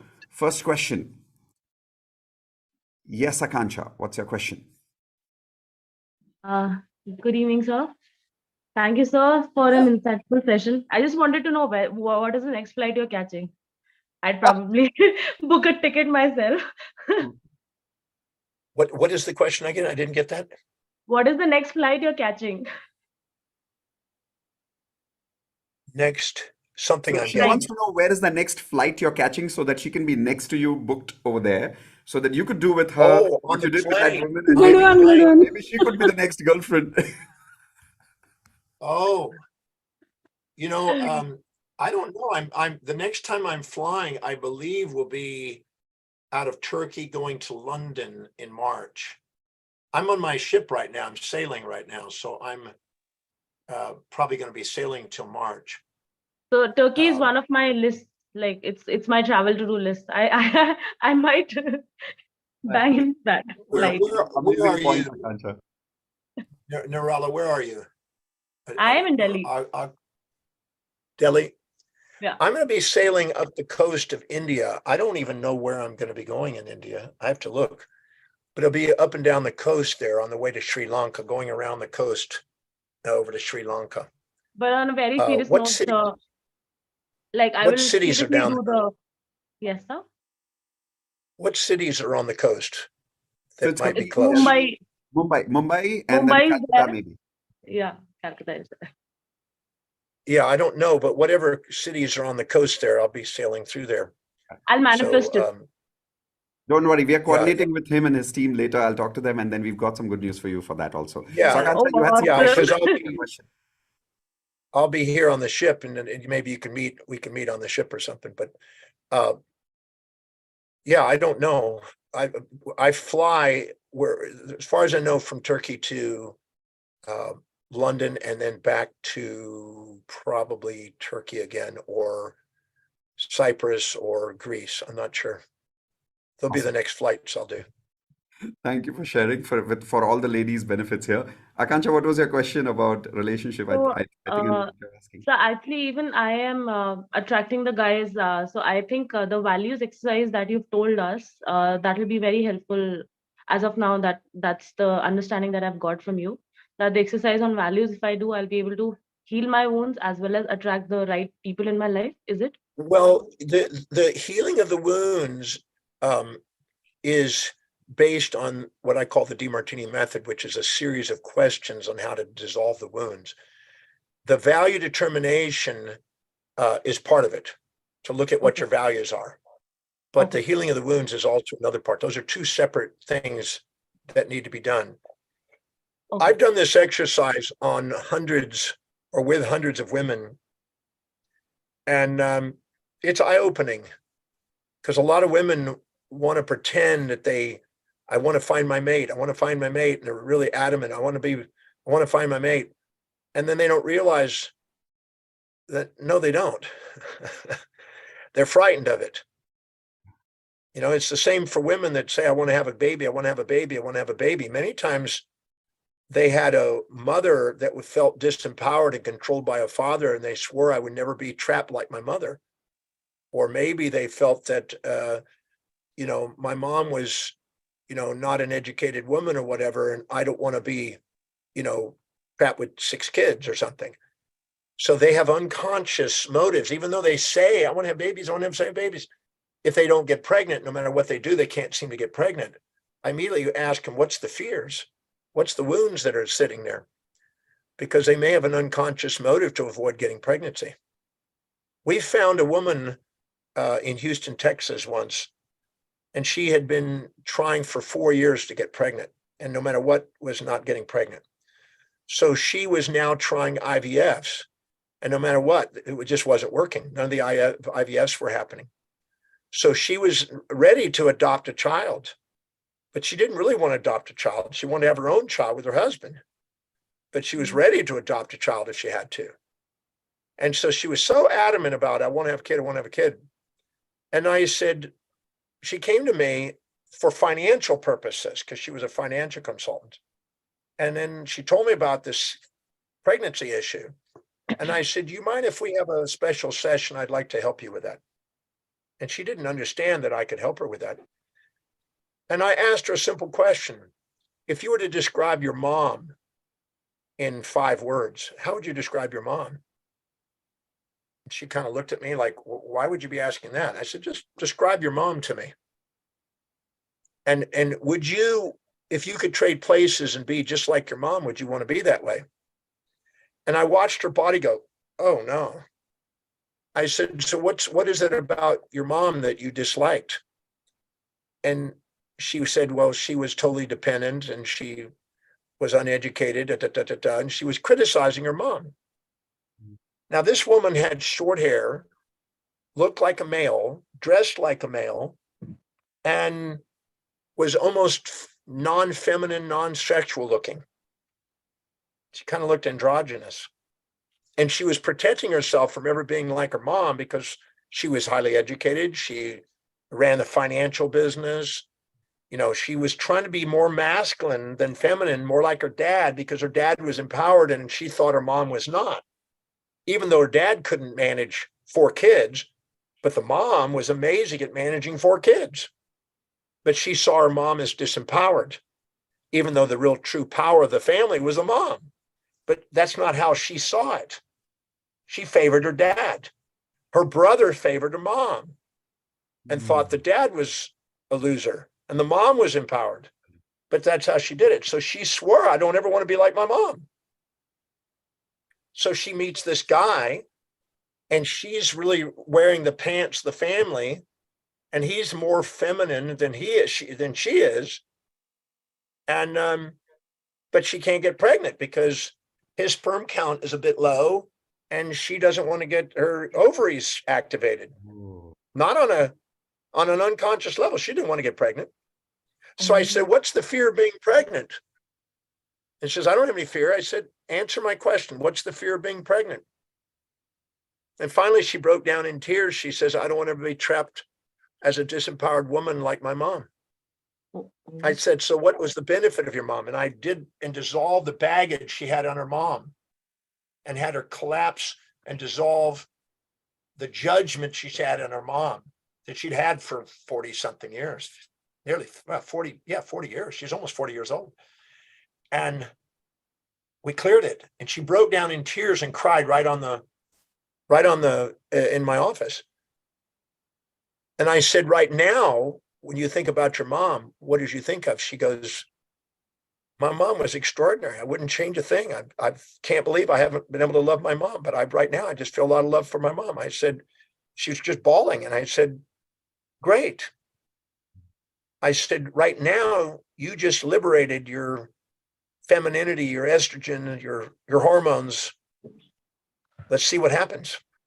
She was no longer unconsciously trying to protect herself from ever being pregnant like her mom. Within a week, she was pregnant without IVF by her husband. Wow. Because the moment she embraced her own femininity and her own vulnerability that she thought her mom had, her husband shifted and got the masculine energy.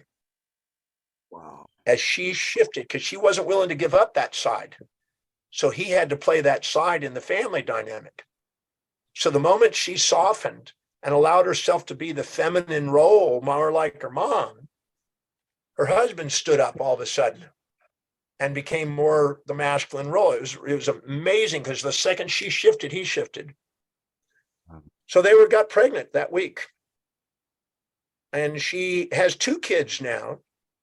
So she was able to get 2 kids after that. And she, to this day, if you asked her, how did she get pregnant? She said, I had a conversation with Dr. Demartini.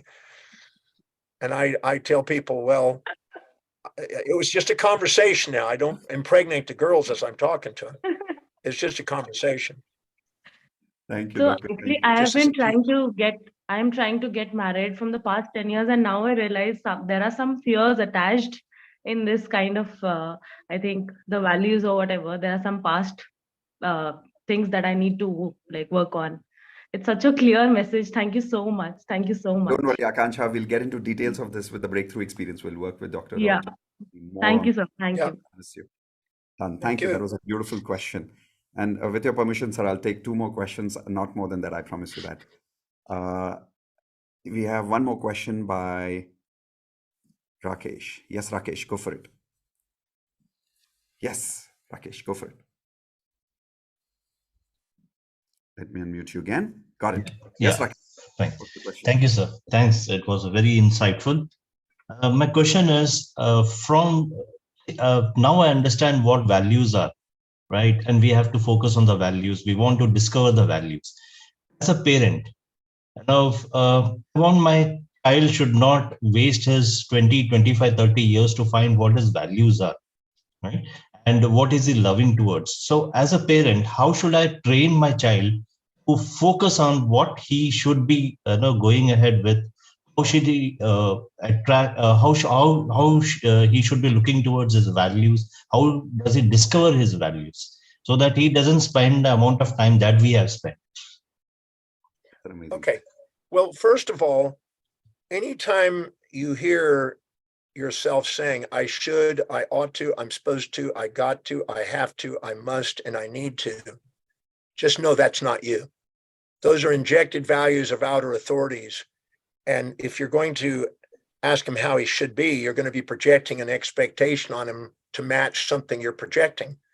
So it's not about finding out what he should be. It's about finding out what he's inspired already in his values, and they're evolving as he goes through his ages. You know, when I was 4 years old to about 13, baseball was important to me. When I was 13 to 18, surfing was important to me. And when I turned to 18 to now 68, teaching is important to me. When I hit 100, international sex symbol will be important to me. That'll be the next value system. That's supposed to be a joke. You know, I will probably have that as I've had such a void with sexuality that by then I'll be probably wanting to make it high in my values. I'm joking. I'm teasing. But so the child, no matter what the age, can do the value determination process. But all you have to do is look carefully what the child's values are by looking at their life. How do they spend their time? What do they fill their space with? Let me give you an example. I had a young boy that was brought into my office by his mother, and he had attention deficit hyperactivity and was running back and forth in a small office, little doctor's cubicle, and just running back and forth, and talking to himself, and just nonstop. And his mother was some immune to it, but it was a bit distracting. But he was definitely hyperactive. And, you know, I could have easily said, kid, stop it. But it wouldn't have done any good because he's got hyperactivity. So I asked the mother, I said, what, go to a moment where and when you perceive your son totally focused, undistracted, and calm and centered and focused. And she said, well, whenever he's playing with his trains. I went, great, perfect. So while this kid's running back and forth, I said to this kid, I said, you love trains? He goes, yep. I said, what's the longest train you've ever seen? How many cars? So he stopped the running and he looked up and he goes, around 800 cars. And I said, wow, that's a big train. He goes, yep, 4 engines, 4 cabooses, big train. I said, how many cars were tank cars? How many were box cars? How many were flatbed cars? How many were tankers? And he goes, don't know if I can give you the exact answers, but I give you an estimate. Kid was very bright. Mm-hmm. And I said, here's what I want you to do. This week, when you leave here, I want you to go down where the biggest track is near where you are, down by the refinery.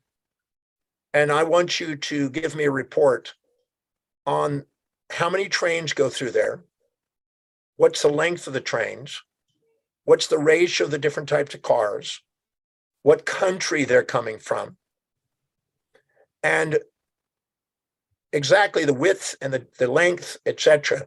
I want you to do some mathematical analysis of this. The kid was saying, absolutely, he loved it. His mom said, okay. Once we got him onto trains, while he was focusing on trains, he had no attention deficit disorder.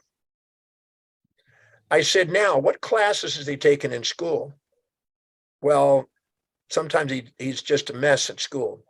But what classes? Sociology. One class is sociology. Okay, great. I want you to find out how many countries are represented in the train. I want you to write down every one of those countries. I want you to write down the language on the cars of those countries. So you get the actual spelling. I want you to look up the spelling and what does it mean in the dictionary in that language. And then I want you to understand and find out. And then I want you to read in the encyclopedia about that country. And then see that where that country is in the world and how that train got to that location. Because some of it came on ships, on containers across ships, and then back into new ports. I want you to look at the route, at how it got there, and how many countries are represented, and how many cultures and languages are represented on that train. Because a train is unifying people around the world. And the kid was absolutely like a kid in a candy jar. He was absolutely loving it. So I got him studying mathematics by the ratios of everything. I got him to ask his teacher to help him put those reports together. I asked him to get to his sociology class so he could put that together, and his teacher would be inspired to see what he's doing on the trains. I had him go in there and look at all the chemistry, find out what is the chemical loads and what is actually the chemical compounds that are in the trains, and then get to his chemistry class and find out what chemistry that is, to learn about chemistry. Every class he was taking, I was linking to trains and getting him engaged in it, and then making him have the teachers work for him in school so he would excel in school. In a very short period of time, he was engaged at school. He wasn't hyperactive. He was now doing what he loved. It was his highest values. In his room, he filled his space with posters, magazines, books, and pictures of trains. Wow. His time was spent focusing on trains. His energy went up when he thought about focused on trains. All of his money was building train manufacturing of models and buying magazines about trains. All of it, the order was around trains. Where he was disciplined was around trains. What he thought about, what he visualized, everything else. He wanted to be in the train business. Wow.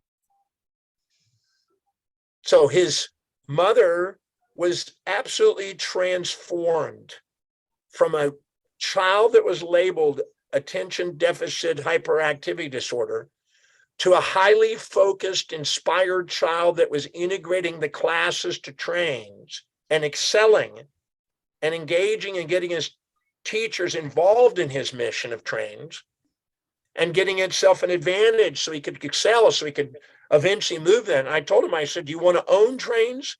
Do you want to man it? Do you want to run engines of trains? He says, I want to own them, man. I want to own trains. Wow. Uh-huh. Wow. So his life revealed his values at a very young age. Wow. Okay. Every age reveals the values if you look carefully. So don't find out what it should be, find out what it is. Yes. What it is. And communicate in terms of those values. Communicate in terms of those values and link Thank you, things sir. to those values, and kids will excel. Thank Thank you, sir. Thank you so much. That was a Thank you very much. Thank you. That was a wonderful question, Rakesh. Thank you. Before I continue, one last question. So, Imran, just want to know if you have anything since Imran, are you there? Let me just get Imran on co-host. Imran, are you there? Would you like to ask any question there? Yes, I'm there. Yeah, right. Here we go, sir. So, Dr. John Demartini, this is one of our partners and coaches in the community, Imran Beg. He teaches handwriting analysis to people and how they can change their neurology and their mindset just by changing what they write and the way they write it. And until I met him, I always thought handwriting was only for analysis and predictions. It is only when I met him I realized that it's not what you're writing, it's the strokes that you're using. And just by changing the strokes, you change your mindset. It's profound what he does. He works with us, and we're privileged to have him with us together. So, Imran, anything you would like to ask Dr. John Demartini?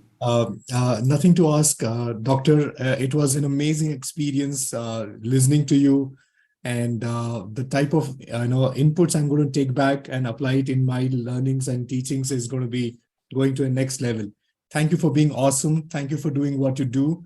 And thank you for adding so much of value to all of us being present here today. I look forward to meet you and share some vibrations and energies with you. Absolutely. Thank Thank you. you. Thank you. I'd like to say something about years and years ago, about 35 years ago, I was doing a presentation at a breakfast club in Houston, Texas. And there was a lady named Alice attending. And she was a handwriting analyst. And she used to interpret handwriting for George Bush Sr., who was the president, for major corporations, for a lot of high-profile people. And so she came up to me because I spoke at this breakfast club. And she came up to me and she says, do you mind if I have your signature? I'd like to have your autograph. And then, but I would like you also to write just a statement or two to me. And what she wanted to do is get my handwriting, to look at my handwriting analysis. So when she did, she looked at my the way my strokes were of my handwriting, and she said, I can tell you about your life. And she nailed me. There's like what she could observe by my analysis of the analysis of my handwriting, by each stroke and the way I moved it and where I stopped the stroke, and if I was making it smaller or larger or stretching between letters. I mean, she really had it down, a science down.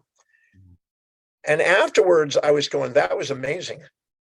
I said, I've got a breakthrough experience that I'm going to teach. And I would love to have you come and just blow people's minds and come to the presentation. So I, as a gift, I paid for her to come. And I had her do analysis of everybody at the program for fun. It was a small group, it's only about 18 people. And I had her do a handwriting analysis, and everybody was just like blown away by her skill. She was really amazing skill. She is still doing it. She's 90 today. She's still doing it. And so she taught me. I learned from her about it. She made a summary of all the different things that the strokes and the way the movements of the things are, what they represent. And I didn't have to question it. It was pretty amazing. And they used her for hiring people and screening people and people that were getting ready to go to death sentence, and whether or not they're really innocent or criminals. I mean, they used her for all kind of stuff. Right. So there's no doubt in my mind, there's an interesting field there that if somebody is skilled in mastering, it's insightful, and it can be a contribution to people's lives to have the feedback that it can offer. So good on you for having that wisdom. Thank you, Dr. John. Thank you for acknowledging that, Doctor. And this is what we do. The entire community is learning this science to help people decode their subconscious mind using the power of letters. And, in the way you are solving, the hurt, the emotional blockages, and we basically decode the same using the power of writing. And thank you for acknowledging that. And I'm glad that you have experienced this power. And I'm really looking forward to meet you and get your handwriting sample in person. Thank you. Soon. Thank you. Yeah, you might decide that after getting my handwriting analysis, this is a dangerous person. Watch out. He's got a bad sense of humor. Be careful. Thank you. Thank you so much. Thanks, Mitesh and Induji, for bringing me here and making a part of it. Thank you. Thank you so much. Yes, thank you. Thank you.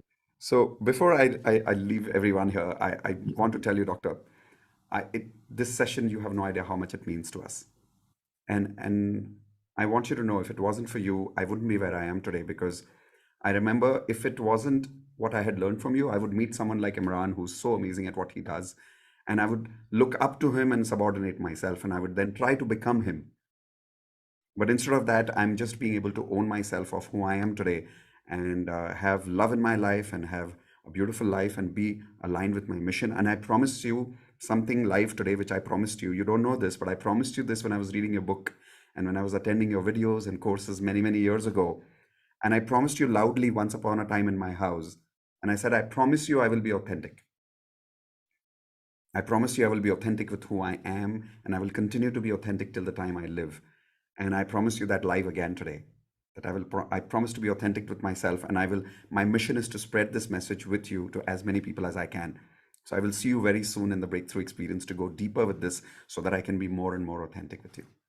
Thank you. Thank Fantastic. you so much. Well, the magnificence of who we are is far greater than any fantasies we'll impose on ourselves. That's true. So there's no reason to be anything but our authentic self. Absolutely. That's the one that allows us to do the most extraordinary accomplishments. That's the one that attracts the mate that matches.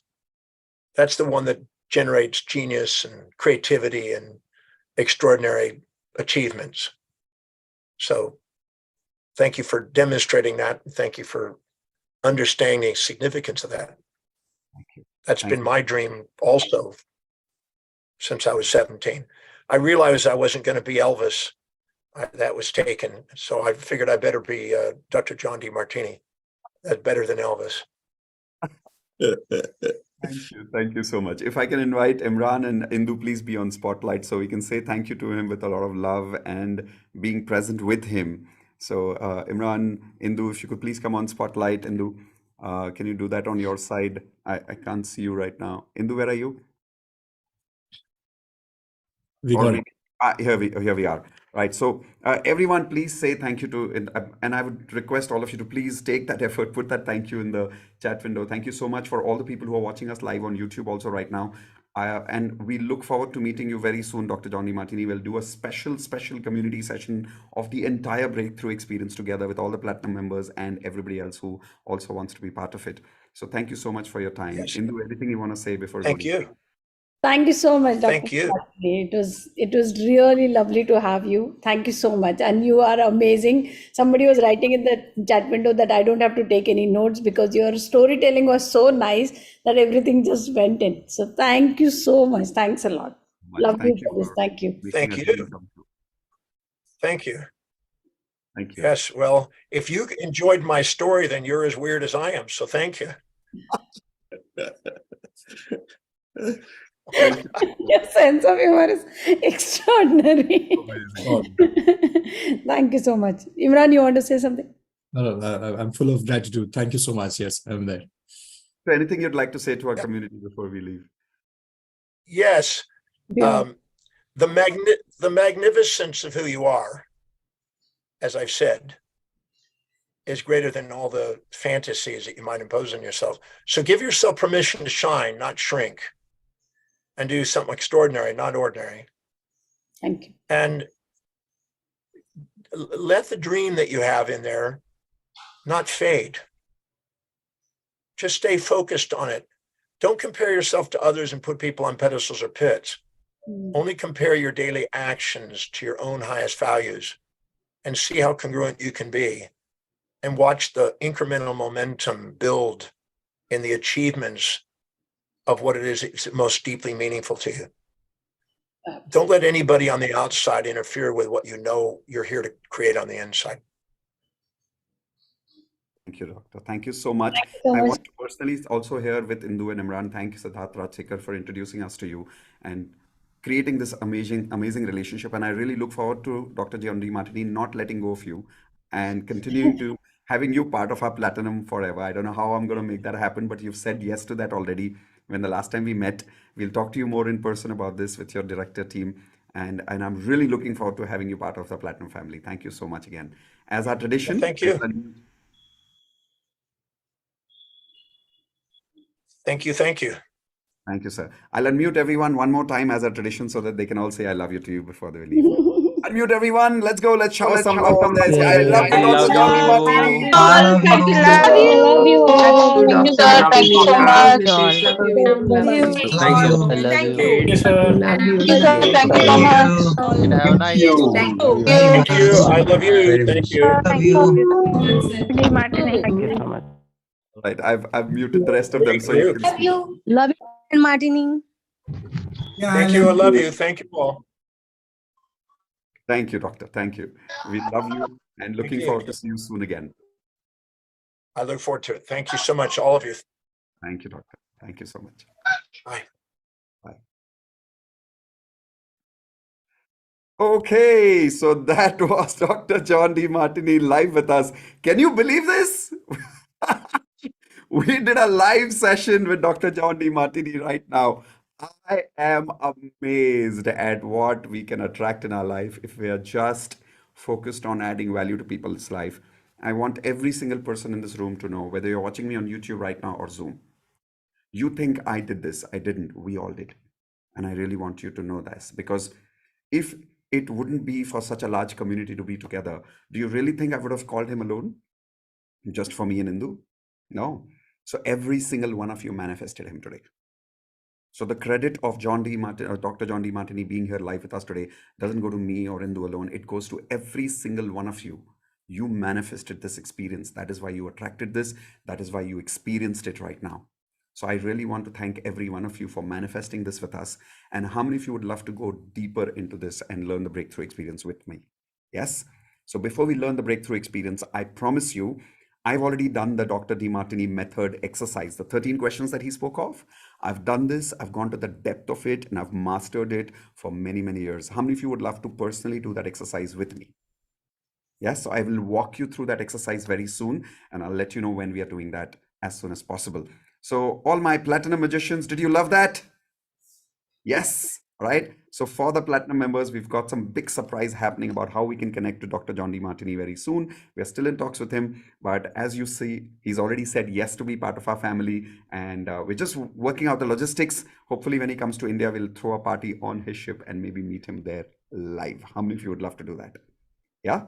Awesome. So one last time, thank you so much, everyone, for making this happen. Thank you, Siddharth Rajsekar, for introducing us once again to Dr. John Demartini. And Indu, thank you so much, because it wouldn't have been possible without you. Indu, you want to say something before we close the session? How was it for you?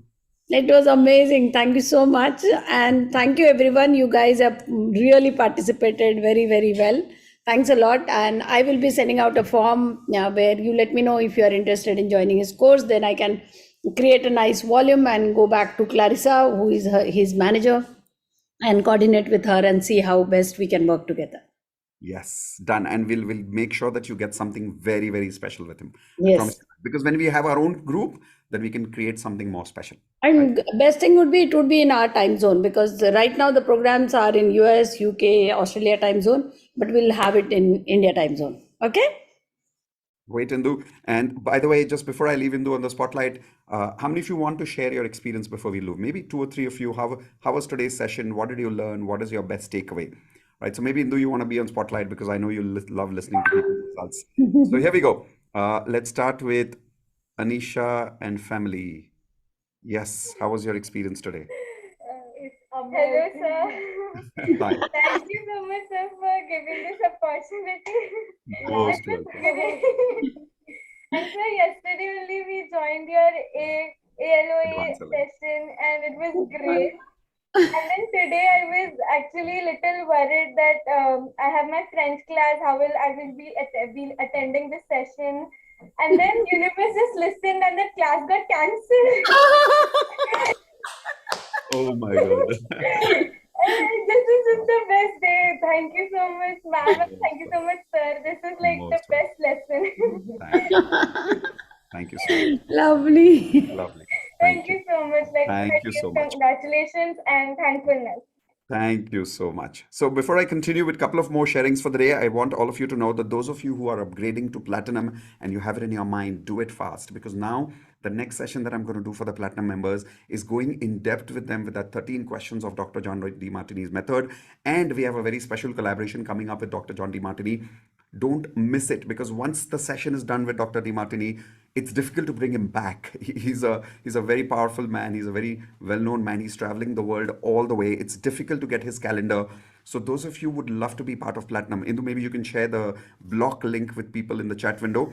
Those of you who want to block Platinum today, there's a link in the chat window. All you need to do is pay 10,000 rupees, and that gives you the ability to block Platinum right now. What I mean by blocking is that you're blocking your deal, saying, okay, within 7 days, I will make the rest of the payment and I will join Platinum as soon as possible within 7 days. And then you will become 100% part of our courses with Dr. John Demartini. Also, like I said, we are still working out the logistics, the details, everything, the dates with him, but we are bringing that to you. And something that you will get in Platinum with Imran sir, with Indu, with Dr. John Demartini, with Sahil, our Platinum mentor, something that you're not going to get anywhere else. So do it now. Make sure that you register right now and get inspired and be ready to inspire other people when you heal yourself.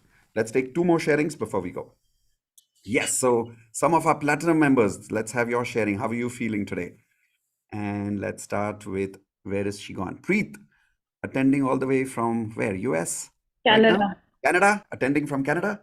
Sir, Or मैं are you अभी home? India I हुई हूँ. Oh, you're in India? Okay, awesome. All right. So you're in India zone right now. Indu ma'am, hi. Thank you so much. I love you so much. Thank you, Mitesh sir. It's great session के लिए. I love you, my rock stars. Just like amazing. Thank you. बहुत ज़्यादा grateful. किसको पता था platinum इतना पहले join करो तो ये benefits अब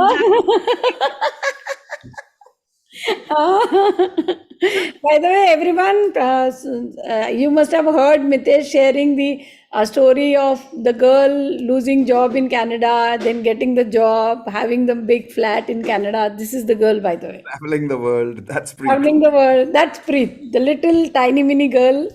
I think she might be the youngest one, at least then. One of the first batch of platinum.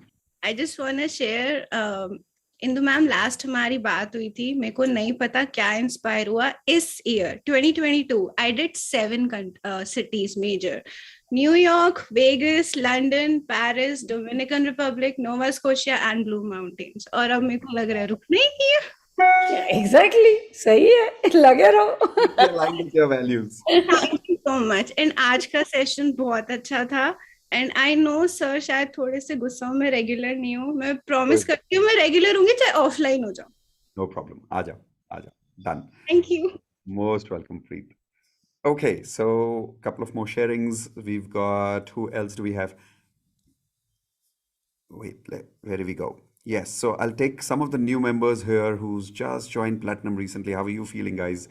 Yes, so Shivani. Hey, Shivani, go for it. Hi, Hi. नमस्ते sir. बोलिए। Sir actually मैंने अभी तक वैसे platinum join नहीं किया है, but मुझे करना है, बहुत जल्दी करना है।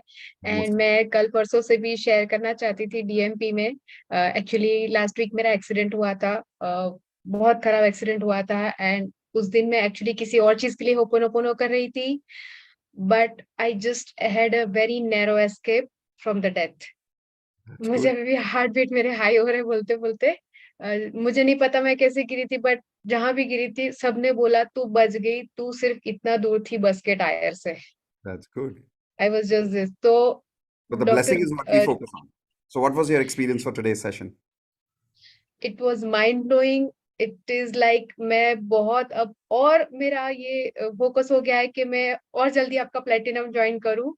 ऑल्दो मैं आपके होपोनोपोनो हीलिंग कोर्स और वास्तु कोर्स की मेंबर हूँ, डीएमपी भी करती हूँ, मेरी बेटी भी आपकी बहुत बड़ी फैन है। जस्ट मेरा ये टारगेट है कि धीरे धीरे धीरे अब सबकी लाइफ में बहुत अच्छा हो जाए, सबकी लाइफ बहुत अच्छी हो जाए, सबकी, not only me, my society, my family, my relatives, everybody to whom I am knowing, बस सबका अच्छा हो जाए, सब खुश रहे, हमेशा स्माइल करते रहे। और इतने खुश रहे कि कभी कभी हंसने पे ये जो पेन होता है ना, चिक पेन, वो ना हो। Thank you, I Shivani. love you. You both are We so love you cute. too. Thank you so much. Thank you so much. Thank you. All right, so we'll take one more, and we have Mitesh ji, Demartini. I'll just take Yes, a Demartini. moment. Yes, please. Done. First of all, congratulations for all of you who are signing up for Platinum. And don't worry about your queries. All that you have to do is block the payment by paying 10,000 rupees, and you'll get a support call, and they will help you with the EMIs and other facilities. So you don't have to worry. And as Dr. Martini said, lot of things, not all of it, everything is around us. All that we need is clarity to see that. And if you're really looking at clarity in your life, I think the Platinum way of life is the best one. And I'm sure everybody could relate to the example what Mitesh always gives in the Advanced Law of Attraction about a businessman who made amazing turnover, but he had something missing in his life in terms of relationship, health, and everything. And that's what exactly we experienced when we were speaking to Dr. Demartini. And thank you, Mitesh, for simplifying those wonderful learnings for all of us. And all of you who are in Platinum will definitely agree with me. There's so much we are learning, so much we are filling our mindset into, and the way we have started thinking, our bandwidth has increased, our approach towards life has changed. And this is just a beginning. How many of you agree with me? Give me a big yes if you agree with me that this is just a beginning. Because the amount of insights we are getting, imagine if you had this 5 years back in your life. Imagine if you had this 10 years back in your life, but never late. Now, if you don't take actions right now, you're going to come back after 2 years, you're going to tell the same problems, you're going to tell the same scenarios. The only thing changed is the time frame. And in the 2 years, things would have changed for you. So go ahead, take action. We're all committed as a team to add value to your life. So all it requires from your side is to say yes, commit, and work out. When you say yes, things will happen for you. Don't worry about the investment of time and money. Thank you, Imran, for that wonderful moment of inspiration for all of us. Thank you. Yes, so I'll bring in Subhish. Yes, Subhish, go for it. How was your experience today? Thank you very much, Mitesh and Indu. I was just hoping that you would call me because, I have been following Demartini for some time. Like 1 year back, I had gone through Dr. Demartini's session and it was quite inspirational. But then somehow over 1 year, I lost touch with him. Like I had what I learned, but I didn't practice and everything.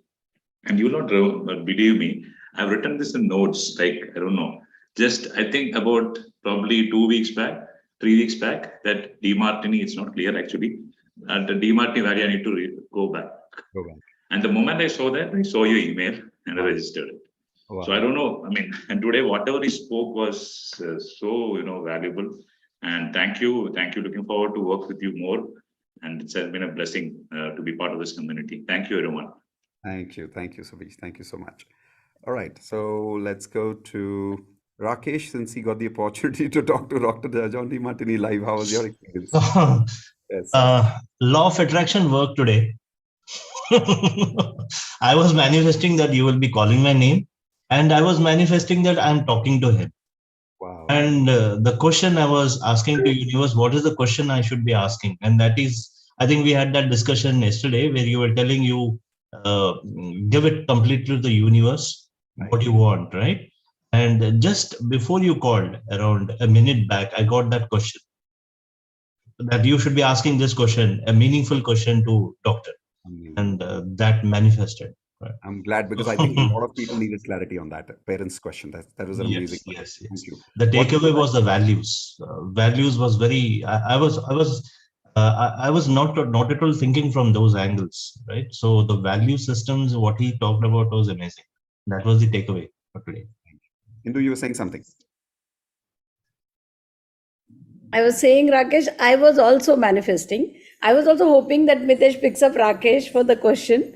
And I was going to prompt Mitesh pick up Rakesh, and Mitesh picked up Rakesh. So Rakesh, मैं आपके लिए manifest कर रही थी. I don't know why I really thought that Mitesh should pick up Rakesh for the question. Thank you, sir. So Rakesh, what do you want to share with people about recently? Because you joined like Platinum last week. Last week, yeah. What do you want to share with people who are thinking about blocking right now, or have already blocked right now? What kind of decision have they taken or about to take? The sessions which you're conducting, the bonus sessions. No, I mean right now. As far as the courses, about the bonus session last night you're talking about. Okay. Yeah, and the courses that you have, really, when it is put into practice, things will start amazing, and many insightful things are just coming out. The sessions you just conducted last 2 days, the 10 o'clock sessions, it was amazing, and it's just the beginning. Now I've just joined, so it's a beginning for me.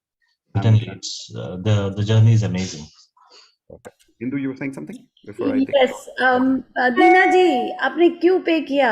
आपको पे नहीं करना है किसी भी चीज के लिए. आप already platinum. Thanks, Rakesh. दीना जी, मैं आपका रिफंड प्रोसेस करूंगी. You shouldn't have paid. दीना जी हमेशा तैयार रहते पे करने के लिए. Yes, Reva, how's your experience? I'll refund it. Again. Yeah. Go for it, Reva.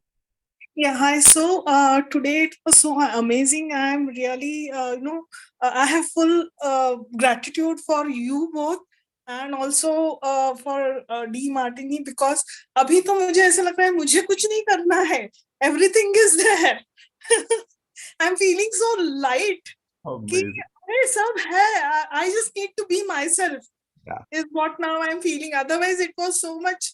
मुझे ये करना है, वो करना है, all borrowed values, and वो ज्यादा clear हो गया यहाँ इस session में. So this is what I'm feeling like. And about platinum, तो मुझे तो अभी I have joined this week, and my daughter is saying कि मुझे भी platinum करना है अभी. Separate account. So I said अभी थोड़ा रुक जा, अभी इतने पैसे तो है नहीं मेरे पास कि मैं तुम्हारे लिए अलग से अकाउंट बनूं. तो मुझसे लड़ती है कि नाउ इट्स माय टाइम, कि अभी मैं छोटी हूँ, कितनी बड़ी हो जाऊंगी अगर प्लैटिनम ज्वाइन करूंगी. तो मैंने बोला अभी ठीक है, just we'll check if we can have a second account. So this is the way. She's in college right now, but still she finds value so much in it.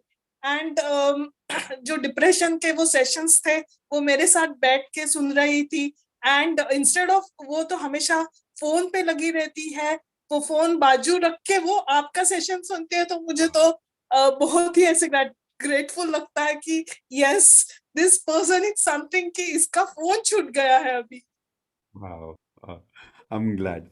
Thank you so much, Reva. I'm very happy to work with you and your daughter. Thank you so much. Yeah, thank you. Thank you. Yeah, thank you. Thank you. Thank you. All right, Indu, you want to choose the next one because I've been choosing. Why don't you go for it? Indu? Yeah. Yeah, go for it. How about no, Manjunath is not on Oh, the. एक second. Do you mind? एक second.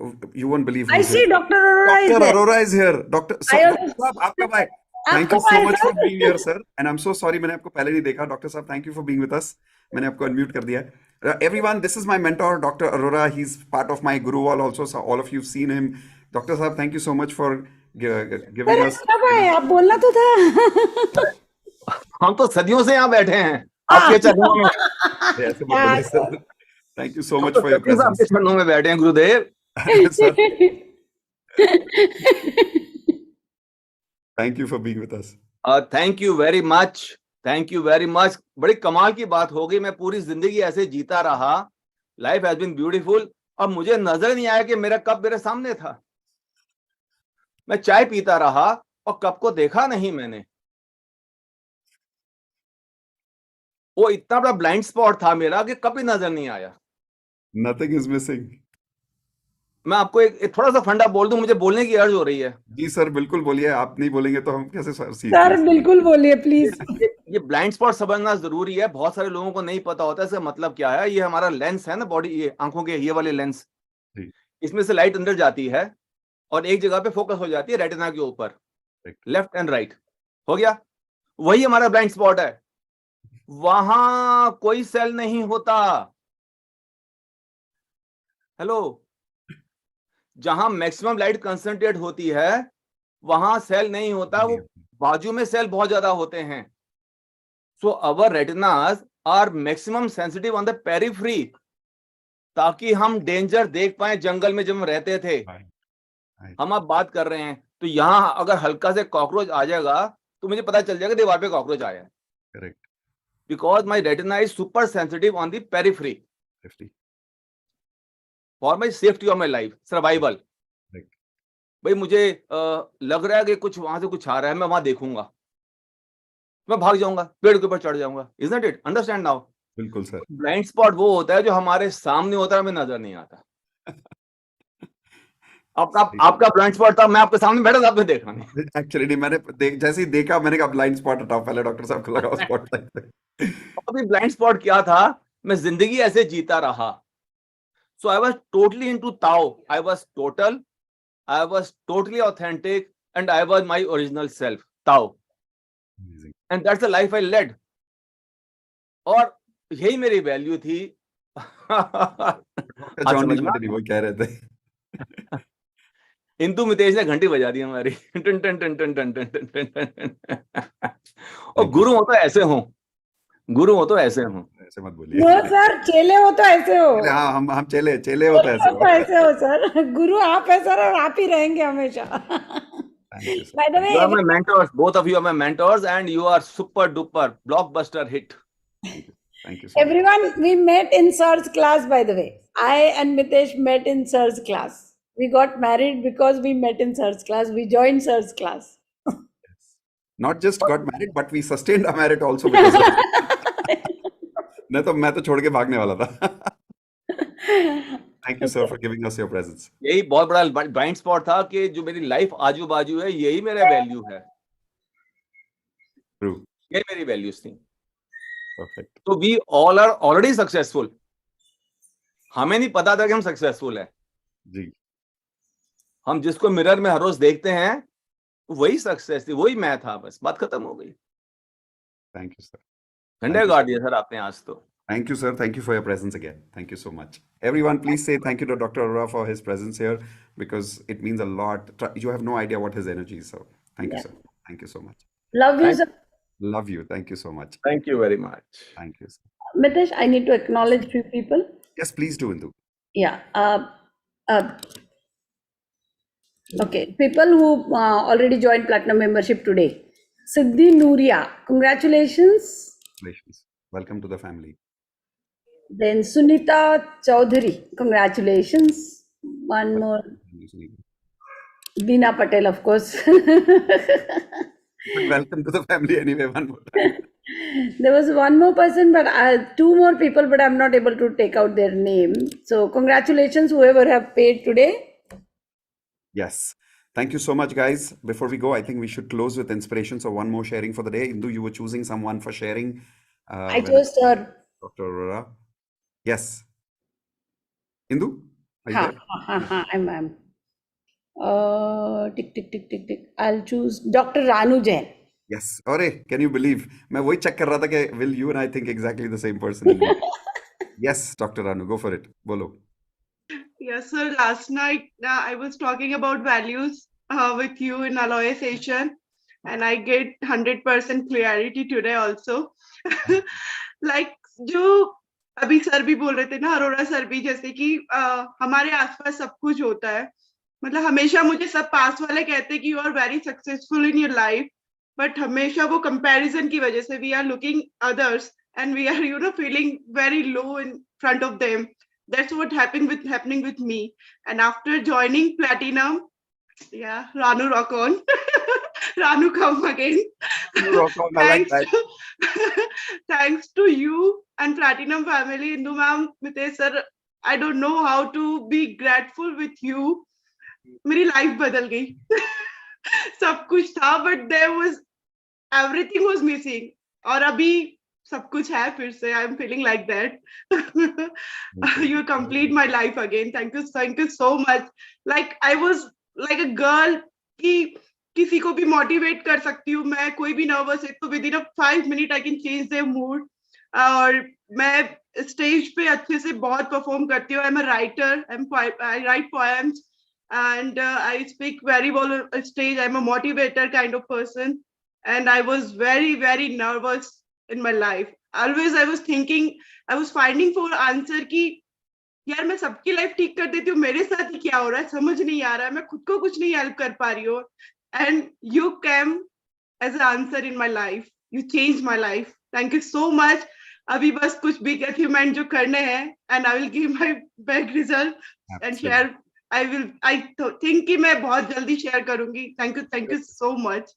Tathastu. What would you want to tell those new platinum members who are either thinking of joining or have already joined? Yeah, मैंने सबसे पहले like मैं तो DMP भी नहीं join करने वाली थी. All of who you are thinking about joining platinum, मैं DMP even मैं वीडियो देखने के लिए रेडी नहीं थी सर के. मेरी सिस्टर ने बोला कि just go through, एक बार जाओ, तुम जो हो वो तुम फिर से बनोगी और तुम्हारा जो खुद पे सारा कम हो गया है कॉन्फिडेंस वो सारा फिर से आ जाएगा. तुम एक बार उनकी स्पीच सुन लो, वीडियोस देखो. मैं वो तक के लिए रेडी नहीं थी. मैंने वीडियो देखा, देन आई डिसाइड कि मुझे डीएमपी ज्वाइन करना है. और दीदी ने बोला कि डीएमपी से अगर तेरा इतना कुछ इंप्रूवमेंट हो रहा है, लाइक मेरी हेल्थ उस 1 मंथ में डीएमपी की, मैं I was suffering from so many years from my childhood. There was nothing in health problem in my life, but मैं हमेशा बीमार टाइप ही रहती थी. और आफ्टर ज्वाइनिंग डीएमपी मैं बिल्कुल ठीक हो गई. मैं बीमार हुई नहीं हूँ. अब मुझे लगता है कि फीवर होने वाला मुझे होता ही नहीं है. Like this. तो ये वर्क कर रहा है प्लैटिनम लॉ ऑफ अट्रैक्शन. और उसके बाद मैंने प्लैटिनम भी बहुत सोच रही थी, करूं नहीं करूं, डिले कर दिया और उसमें मेरी फीस बढ़ गई थी. सो जो भी सोच रहे 1 लाख मुझे एक्स्ट्रा पे करना पड़ा. जो अभी सोच रहे प्लीज कर लो. हो सकता है आपको भी ये रहे कि मुझे ज्वाइन तो करना ही था, पहले ही कर लेती मैं, ज्यादा बेटर ऑप्शन था. तो प्लीज ज्वाइन. सोचने के लिए टाइम मत लो, क्योंकि ये ज्वाइन करने के बाद जो मिलेगा ना, पता चलेगा कि क्या कुछ मिला है हमें. वो अभी भी नहीं हो रहा है, कहीं मिसिंग है, लेकिन ऑफ कोर्स लाइफ चेंजिंग में. मतलब हम लोग वही है ना, डोनेशन दे देते हैं, एमबीए करना है, वो करना है, पर ये हमारी पूरी life. Even you won't believe, मैं मतलब कहना चाह रही हूँ, मेरे बच्चे, मुझे हमेशा टेंशन होता था कि मैं इतनी नर्वस हूँ, बच्चों को कैसे क्या सिखाऊंगी.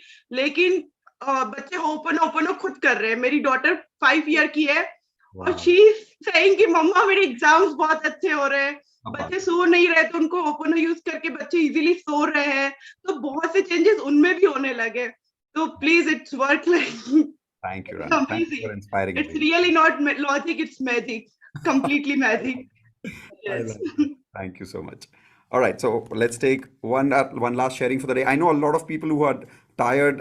It's okay if you log out. I'm not tired. I want to hear a few more people sharing. Is that okay, everyone? Can we take a couple of more sharings for the day? Yes? Okay. So let's go to Priya. for next caller? Okay. So last sharing and then we'll get them up. I've been informed, bache ud gaye, my birds, I have to get them out. Yes, bolo Priya. Good evening, sir. One good news after joining Platinum. I just joined on 3rd of December, and day before yesterday night on 10 o'clock, you had shared that कुछ भी हो रहा है क्या फर्क पड़ता है. So that was in my mind, and exactly before starting this call, I got a call from my lawyer that my ex-husband have agreed with the alimony amount, and we can close the Yellow. case now. Yellow. From depression to celebration हो गया. Yes. Amazing. Congratulations, Priya. Very, very happy for you. और ये कितने time से चल रहा था? एक साल से. लास्ट दिसंबर में मैंने फाइल किया था, and I joined Platinum on 3rd of December. I came for the one day meet. वो भी अचानक से आया, पता नहीं. Right. And Platinum का भी पैसा मुझे कहाँ से मिला, कैसे मैनिफेस्ट किया, I don't know anything. But at one go, I paid all the amount for Platinum. No doubt अभी मेरे को उसका EMI भरना है. But I'm confident कि वो भी आ जाएगा. Amazing. Congratulations. Very happy for you, Priya. जो एक साल से नहीं कर पाया आपने 2 हफ्ते में कर दिया. This is amazing. That's because you upgraded your frequency. Congratulations. Thank you, Priya. Thank you for sharing. Okay, so those of you, before I leave, I just want you to know there's a new program that we've started in Platinum. I hope everybody in Platinum knows that, called Depression to Celebration. And the idea is in only 3 or 4 sessions to give you the ability to never allow yourself to be depressed ever in your life. And that's the session that Ranu was talking about. We've been doing this for the last 2 days at 10 p.m. So I look forward to serving all of you, making sure that every single person here lives a life of authenticity, lives a life of absolute clarity of your values, remaining inspired with who you truly are, right? And some of you attracting the kind of life partner that I have and maintaining the love that I have in my life with Indu. And those are my beautiful birds. This is Angel. Hi. देखो Dekh. देखो. They're not looking at me, okay? Jeannie. Hi. Hi. कौन है? Hi, Angel. देखो चुप हो गए. हाँ काढ़ा. I gotta go. They're up now. Bye बोलो बाय. हमारा खाने का टाइम हो गया बोलना. Bye bye. लेके आ रहे हो यहाँ पे? हाँ लेके. अच्छा, okay. नहीं खाने का टाइम हो गया. They are looking for the food. Taking them for food. Okay, guys, take care. Thank you so much. I love you all. I promise I will keep adding more such value. There is more surprise coming for all the platinum members. Dr. John Demartini का session यहाँ पे खत्म नहीं होता है, यहाँ पे शुरू होता है for platinum members. The reason is अभी तो जो 13 questions का exercise है वो आपको करना है. How many of you promise to do that exercise with me? Yes, all platinum members. And then after that, we're going to attend the breakthrough experience also with him. There's going to be something very, very special that I will show you, which the non-platinum members, it's not possible for you to get it directly with John Demartini. Even if you go to him directly, the reason is because we are such a large group and such a large community, I'm able to get some special discounts, some very, very special arrangements with Dr. John Demartini, which I will announce soon in the next meeting with all of you. All right, so with that, loved every bit of this. Once again, thank you so much for all of you. Some of you raising hands again. Okay. Yes, Anjuji, before we go, you wanted to say something? Yes, बोलिए. Sir बहुत अच्छा लगा आपके गुरु से मिलके. Thank you. और जितना समझ में आया उतना समझ में आया. बाकी अगर आप हिंदी में थोड़ा बहुत बोल सके तो पूरा करेंगे वापस हिंदी में. Don't worry about it. बहुत अच्छा लगा सर. और प्लैटिनम मिरेकल मीट तो मिरेकल मीट ही थी. वो बच्ची बोल रही थी कि मम्मी मेरे को भी आना था डिस्को पार्टी में. Glad. Thank you so much. से पर्सनली मिलके बहुत अच्छा लगा. और आंखें खुल गई जब सर ने सक्सेस के बारे में बताया, जितना समझ में आया मुझको. और जो प्रेगनेंसी का सर ने जो बताया, आज अगर देखा जाए तो मेडिकल साइंस इसके लिए करोड़ों रुपए लगाती है कि बच्चे क्यों होते हैं. और आपने और सर ने इतने आसानी से उसका बोल दिया. Really very blessed. Thank you Anju, thank you. Thank you. Anju ji बोल रही थी मेरे गुरुज के बारे में, तब मुझे रियलाइज हुआ on my guru wall here. Everybody seen my guru wall, right? So guru wall में से now we have Nitya Shanti has come, Sahil has come, Dr. Arora has come, John Demartini has come. Only 3 left. Jack Canfield, Tony Robbins, and Byron Katie. How many of you would love to see them very soon? Yes, it's coming. The surprise is coming. We are working towards something very, very powerful. Just keep guessing who's the next one, and I'll announce it soon in the next few weeks. Just platinum members, जब आपको लगे ना कि सब हो गया, अभी सब आपने सीख लिया platinum में, बस उसी वक्त आपका surprise आएगा. All right, so just wait for it. All right, guys, with that, I'll see you soon in the next session. Thank you so much. I love you all. Let's unmute everyone. And those of you who are asking what happens now that we've blocked, don't worry. After you've blocked, my team will connect with you. You will get an email immediately after you've blocked. And within 7 days, the team will connect with you personally, will show you everything in terms of how you can go through the orientation of Platinum, how you can start, what are the benefits that you will be getting. All of that will be given in detail later. Thank you very much. Yes, Indu. All those who blocked, you have got one email and there is a number in that email. Just say on WhatsApp chat on there, either me, Pari, Ritesh or Mitesh, somebody will respond and we will give you all clarity on the payments, EMI, everything we will give you there. Okay? All right, guys. Thank you very much. Unmute everyone. Say bye-bye and I love you to all. Bye. Thank you so much. I love you all. Thank you so much. Love you, sir. Thank you very much. Bye. I love you all. Everyone. Thank you. Thank you. Still love to share how you felt today. Please convert this into a small video and put it on the community. I would love to see your videos. I look forward to reading what you felt today, what you experienced today, because I know a lot of people are still raising hands, but it's 4 o'clock, got to go now. But I love you all and I want to know what you experienced. So how many of you promised to send me your message of how you felt today, either in a written format or a video format? Jaldi se chota sa 1 minute ka audio, video, text, kuch bhi dal dena. But I would love to hear about your results today. Yes?